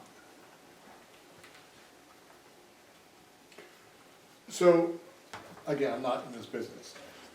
Let's say the new property owner wanted to put just a slab. No structure on it whatsoever, literally just a piece of cement. Could that be within that 15-foot mark? Yes. Okay, all right, thanks. Are we at the place where we can ask questions now? as a board member, you certainly can Okay. of this, with this, yes, Okay. Jeff. So, according to Tim's testimony, I'm kind of paraphrasing, he told me that the setback was 15 feet. I asked if I could do 4 feet, and he said, okay. Is that correct? That he could do it 4 feet from the, he could lay that original pad 4 feet from the property line? There's a lot of paraphrasing in there, but yes. Okay. If the setback was 15 feet, why would you allow him to have it at 4? Good question. Thank Like you. I said, in town's previous actions have replaced a mobile home within a setback because it's replacing it as it was. But in the past, that was within a matter of, I think it was 2 days. This has been much more than 2 days. This isn't replacing it. Okay, so without that knowledge, that it was an older setback, if you had known that it was hard, fast 15 feet, would you have, if you had known this, would you have told them, no, you can't do 4 feet, you have to do 15 feet? If I had known that that mobile home had not been there for, or had been removed years ago, then no, there would have been 15 feet. Okay. Who ultimately is responsible to sign off on a permit? Okay.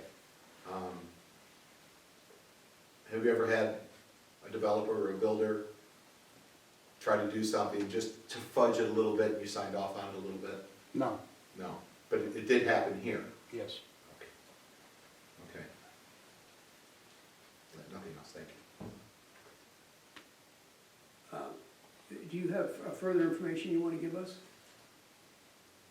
Can't think of anything at the moment. I'm sorry? Can't think of anything at the moment. Okay. Do other board members have questions for the code enforcement officer? Seeing none, okay. And Becky, I think you were, I have a question. yes, Do I get to ask a question to him? yes, you do. I didn't like the term you used as fudge. We didn't fudge anything, we asked a question. Nobody's fudging, that's Well, no, a I guess, derogatory yeah, that is a term. derogatory term. And I wasn't thinking you were trying to fudge.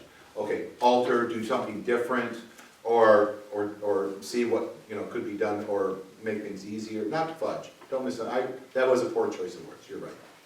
There you go. I Thank you. apologize. Thank you. All right. So, there's no other questions for the code enforcement officer. Do you have any other questions for him? Okay. Becky, this is your chance to give a narrative. You don't have to ask questions of anybody. You can tell the board what you feel we should know in order to make a good decision here that's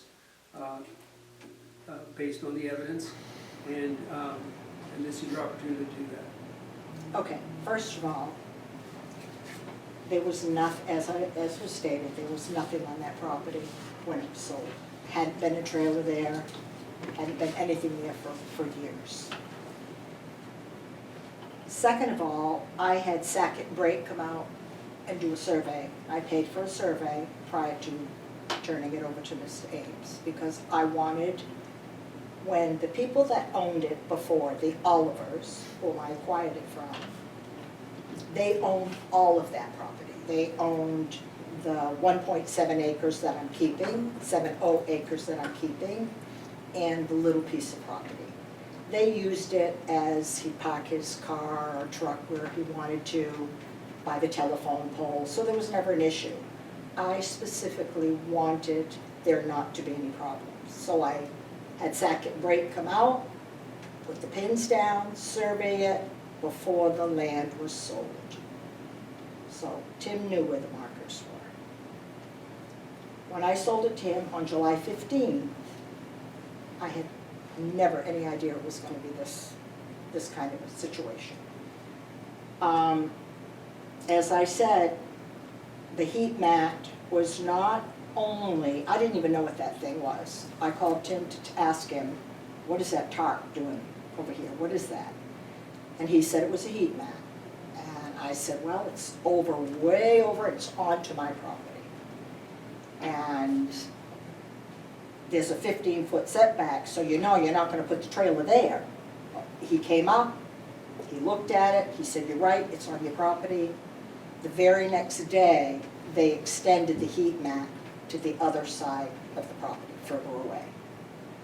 And as I said, we had a conversation on the 24th. He wasn't quite as accommodating as he was. He told me he heard I was a very nice lady. Don't you trust me? I don't know this man, whether I should trust him or not. I'm not going to go by, don't you know me? I heard you were a sweet lady. This is just inappropriate. Then on the 28th, he put the cement pad down, regardless of anything. He knew there was a 15-foot setback, and he knew that I was upset about it. That's what I was upset about. And the fact that he thought it was appropriate to call me at work and ask me if they could take down the telephone pole, which was on my property. And then when I spoke with Madison Electric Works, person that is in charge of that, and he tells me, he already called us and told us to take it down. He has manipulated this situation from the very beginning. I believe he's manipulated Jeff, and he's manipulated me. And I'm really upset about this, because it's not right. We have the ordinances for a reason. He knew it, and as I said, there was nothing on that property to begin with.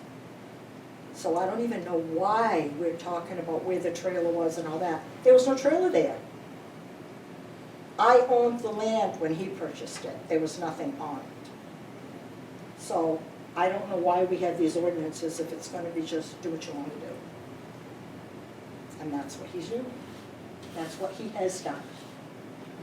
And as I said, not only have I had to deal with him, the person that's buying it showed up at my door and asked me if she could keep the area for a seating area. And I told her, I'm sorry you've been put in this position, but no, it's got to be what the ordinance says, a 15-foot setback. Then within 2 hours after that, at a medical appointment, I got a text message from her asking me again. This has been just over and over and over. I have the text on my phone if anybody wants to read it.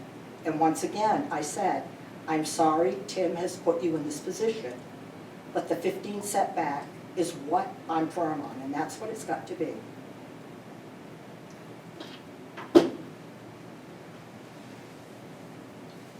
Anything further that you want to put into your narrative to tell the board? Okay, this is the opportunity for the two other individuals, Jeff as the code enforcement officer, if you, do you have any questions? No. Rebecca? Okay, for the record, he does not. Tim, this is your opportunity to ask questions to Rebecca of anything that she had testified to. you'll have a chance to make a concluding remark Right. later. but this That'll will be your fine. I have no question. questions. No questions.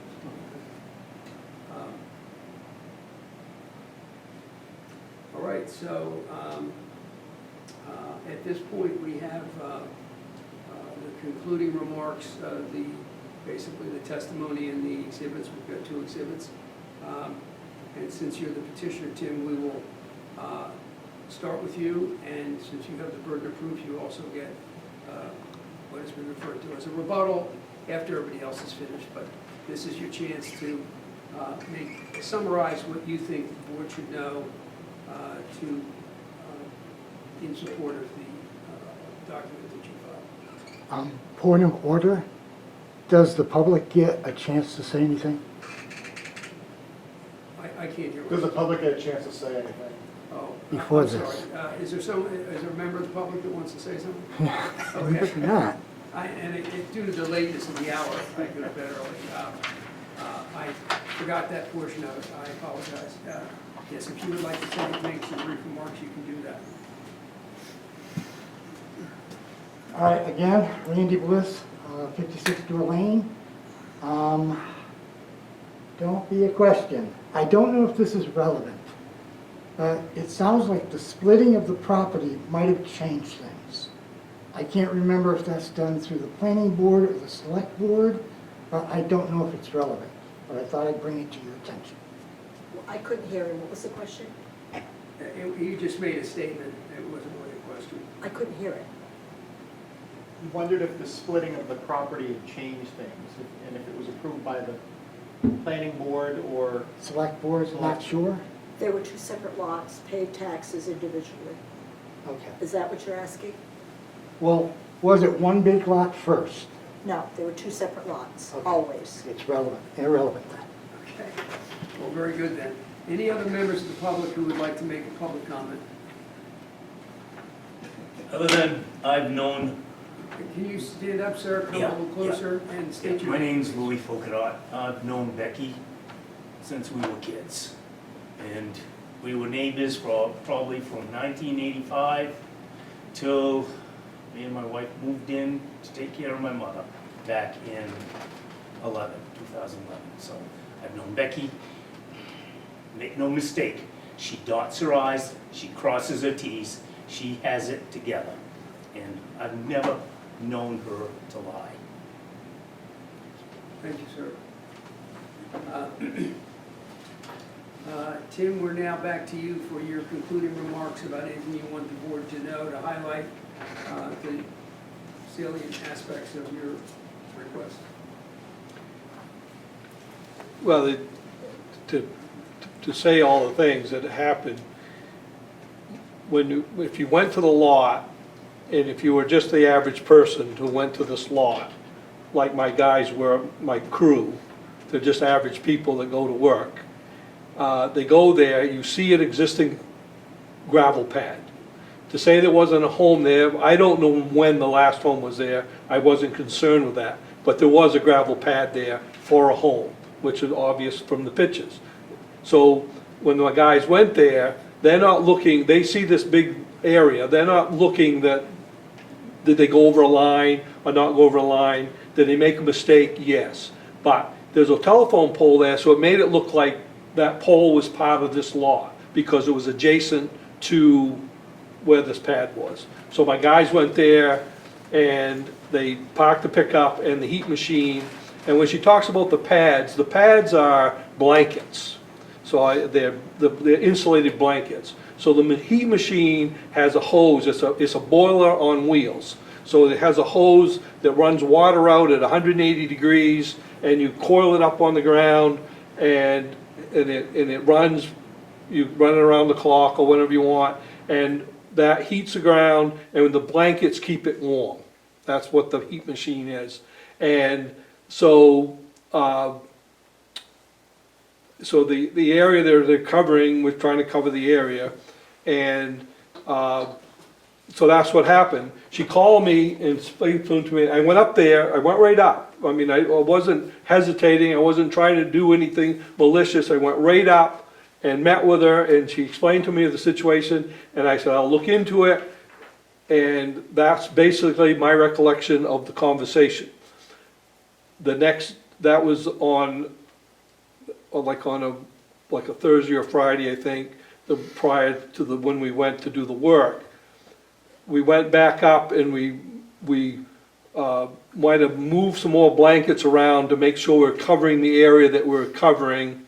And then we had the conversation about whether it was the pickup being parked there hurting her, and was it okay? And at the time, I felt we agreed that it was okay to be there, we weren't harming anything. And at that point in time, that's the way it was there. As far as the telephone pole part of it, I called her to be, and she may not believe this, but it was called her to ask her, do you want that pole there? We don't want it, it's not on my property, we don't want it there. I've talked to the power company about the pole. If you don't want it there, they'll take it down, or I'll take it down if you don't want it there. That was the whole thing. It was just a neighborly thing to do. She doesn't believe that, but that's all it was, because it's an ugly pole that's sitting in the middle of nowhere, in the middle of the lawn. She already made comments how she likes to look out. She wasn't gonna sell the property across from her because she liked the view. Well, she probably didn't like the view of that ugly pole, and she told me, oh, I don't have any use for the pole, take it. And whether the timing with Madison Electric, I think she's a little bit off base there, because they didn't take it down before that. I had asked them about the power situation and where we're gonna come for power, stuff like that, but I don't believe it was taken down ahead of time, but it went away quick. Once the word got out, I would say Madison Electric, maybe they don't have much to do, but it was gone. And they're very, very quick on hooking up power too. I mean, it's unbelievable how efficient the Madison Electric is in this area. Believe me, because I deal with CMP all the time. And they're not quite as efficient, but they're very good. But they're bigger. So anyway, that was the whole thing. We still had a footprint. We were aware of the property lines. We were very aware of the property lines. So, because we strung them off, there was a pin to a pin. Now we're aware of the property line, we're not gonna go over the line. We went to the town, got a permit, did the job. We weren't trying to hoodwink anybody, we weren't trying to overwhelm anybody, we just asked, here's a print, here's where the pad was, can we put it there? And that's what we did. Nobody was trying to deceive anybody. And then when it blew up a little bit, being in business and having a customer that's anxious to get into a home, I'm thinking, how long is it gonna take to solve this? So we felt, well, we'll go a different route, we'll slide it down, and it wasn't hurting us that much, so we said, we'll slide it down. And that was the end of the story. Then it came, we were in violation because the slab was too close to the line. I'm like, it's just a slab. There's no home, there's no structure. So where's the harm? And then that's why we're here. Okay, thank you.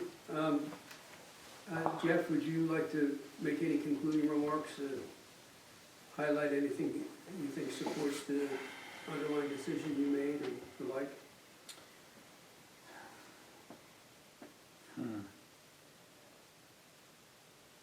There is a 15-foot setback. The building is 16 feet from the property line. You can put in a driveway within a 15-foot setback and a parking pad.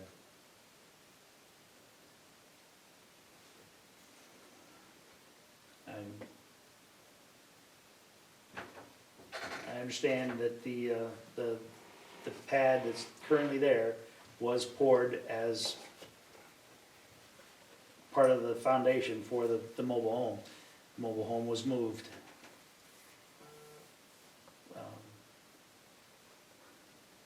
That's it.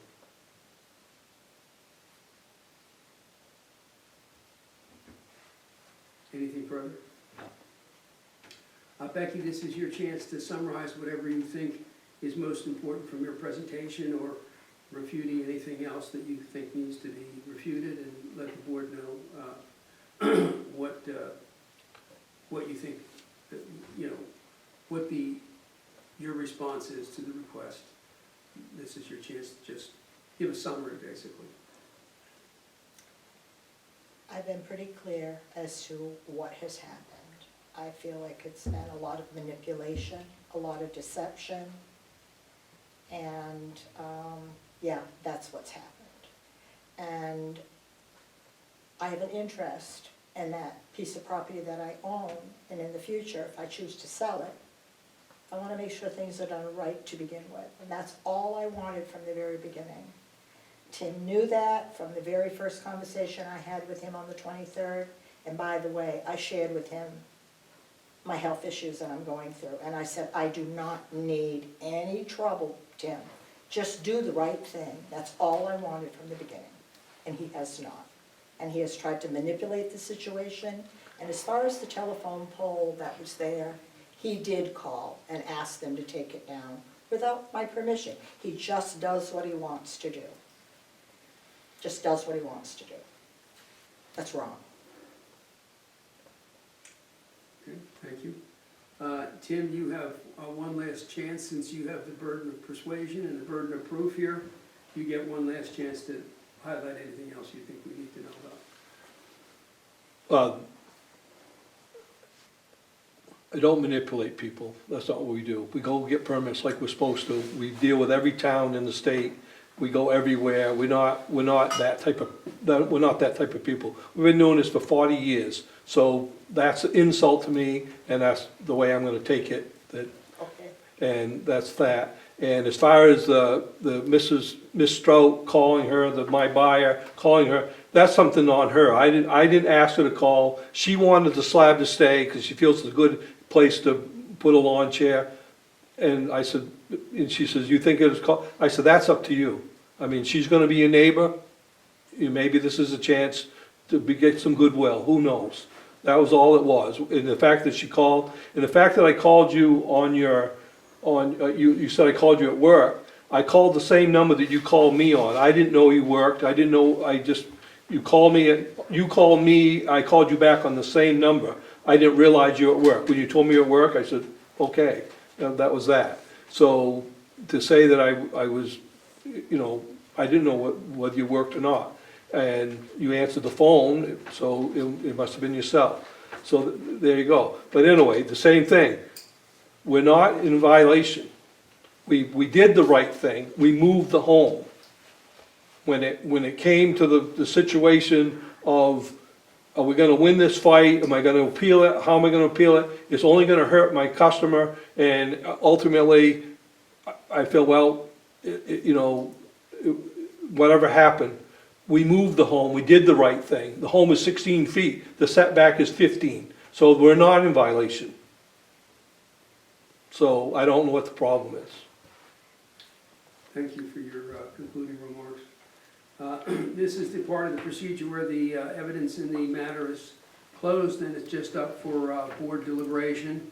You might follow the same procedure that we had in the previous case, where there's just discussion to see how everybody feels and then make a motion towards the end. But whatever there is, we'll call for a vote at the appropriate time, but I'm going to recuse myself for the reasons that I mentioned at the beginning of this proceeding.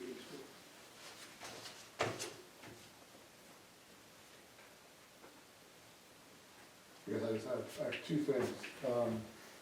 Trying to put away, obviously there's animosity, trying to get rid of all that. Mr. James asked for a permit, received a permit, that didn't work. Then it seems like it was rescinded afterwards. My second point is, I think we agree that if the slab is not attached to the rest of the slab, it wouldn't be in violation. So a simple factor might be if you could just cut the line, literally to separate the slab by that much, then it wouldn't be in violation.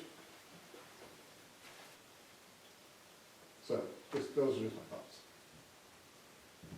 Well, as someone that used to do construction and had to get permits pulled, if you go for a permit and it says this and you do something other than what the permit says, then you're asking for trouble. But this is a signed permit. So a green light was given, it was taken, it was done, it was a done deal. So, I don't think it's on Tim. I don't think the problem is on Tim. I asked the question, who's ultimately responsible for signing off on a permit? The developer doesn't sign off on the permit.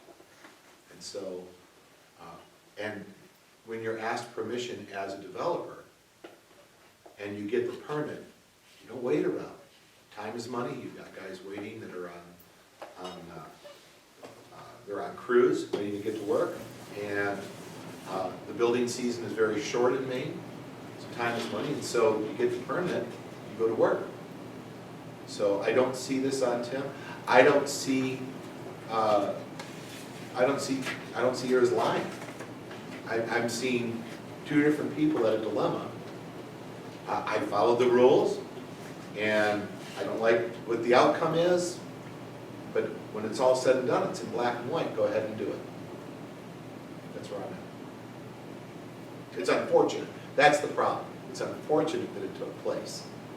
Because I would guarantee, well, I would think that if the word came back, no, you can't do it where you'd like to do it, you gotta go back further, then he wouldn't waste the money on the concrete and on the slab and on the time and the heating of the ground and all that to lay a slab that wouldn't work. But it was signed off on. There you go. Mike, any thoughts? Yeah, I think you're right. I mean, he had a signed building permit. He acted in good faith based on what's outlined in that permit. It seemed like it was, from a paperwork perspective, very transparent.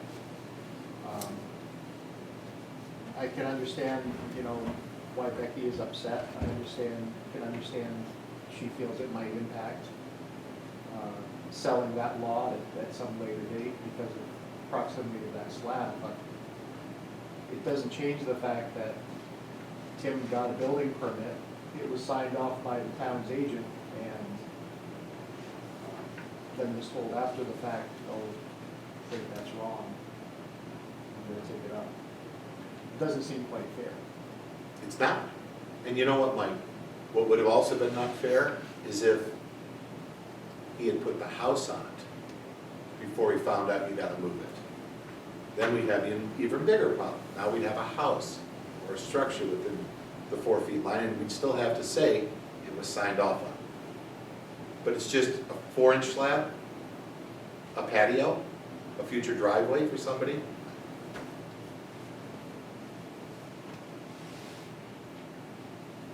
It's unfortunate that it took place, and it could have been avoided.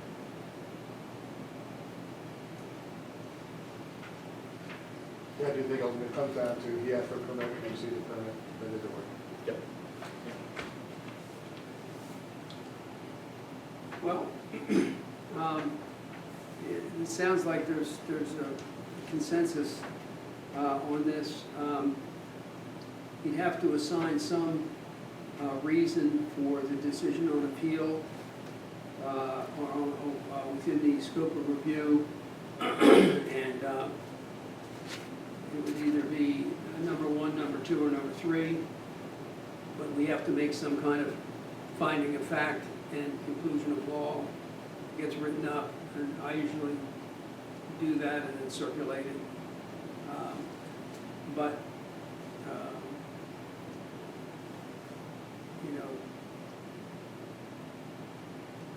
probably from what I'm hearing my 3 colleagues say, I'd say that's the closest thing is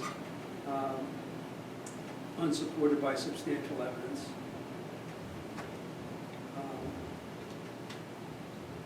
And that's just a thought to throw it out there. The decision that it sounds like the board is headed in would have to be based on something. It has to be based on one of those 3. I would agree. I don't think the decision was arbitrary or capricious or rendered in bad faith. I think Mr. Drew did his due diligence based on the information that was available to him. Yes. there was no malevolence intended there. I think it was just one of those things, he had outdated information and granted the permit based on that outdated information. So I think Yeah, number I mean, two, arbitrary and capricious in the law means you basically, you know, you're out to get somebody and Right. you know, it's not the way it's supposed to be. And you know, so. Okay, well, if there's a consensus on that, the chair would entertain a motion but not vote on making a finding and basing it on A2, which is unsupported by substantial evidence.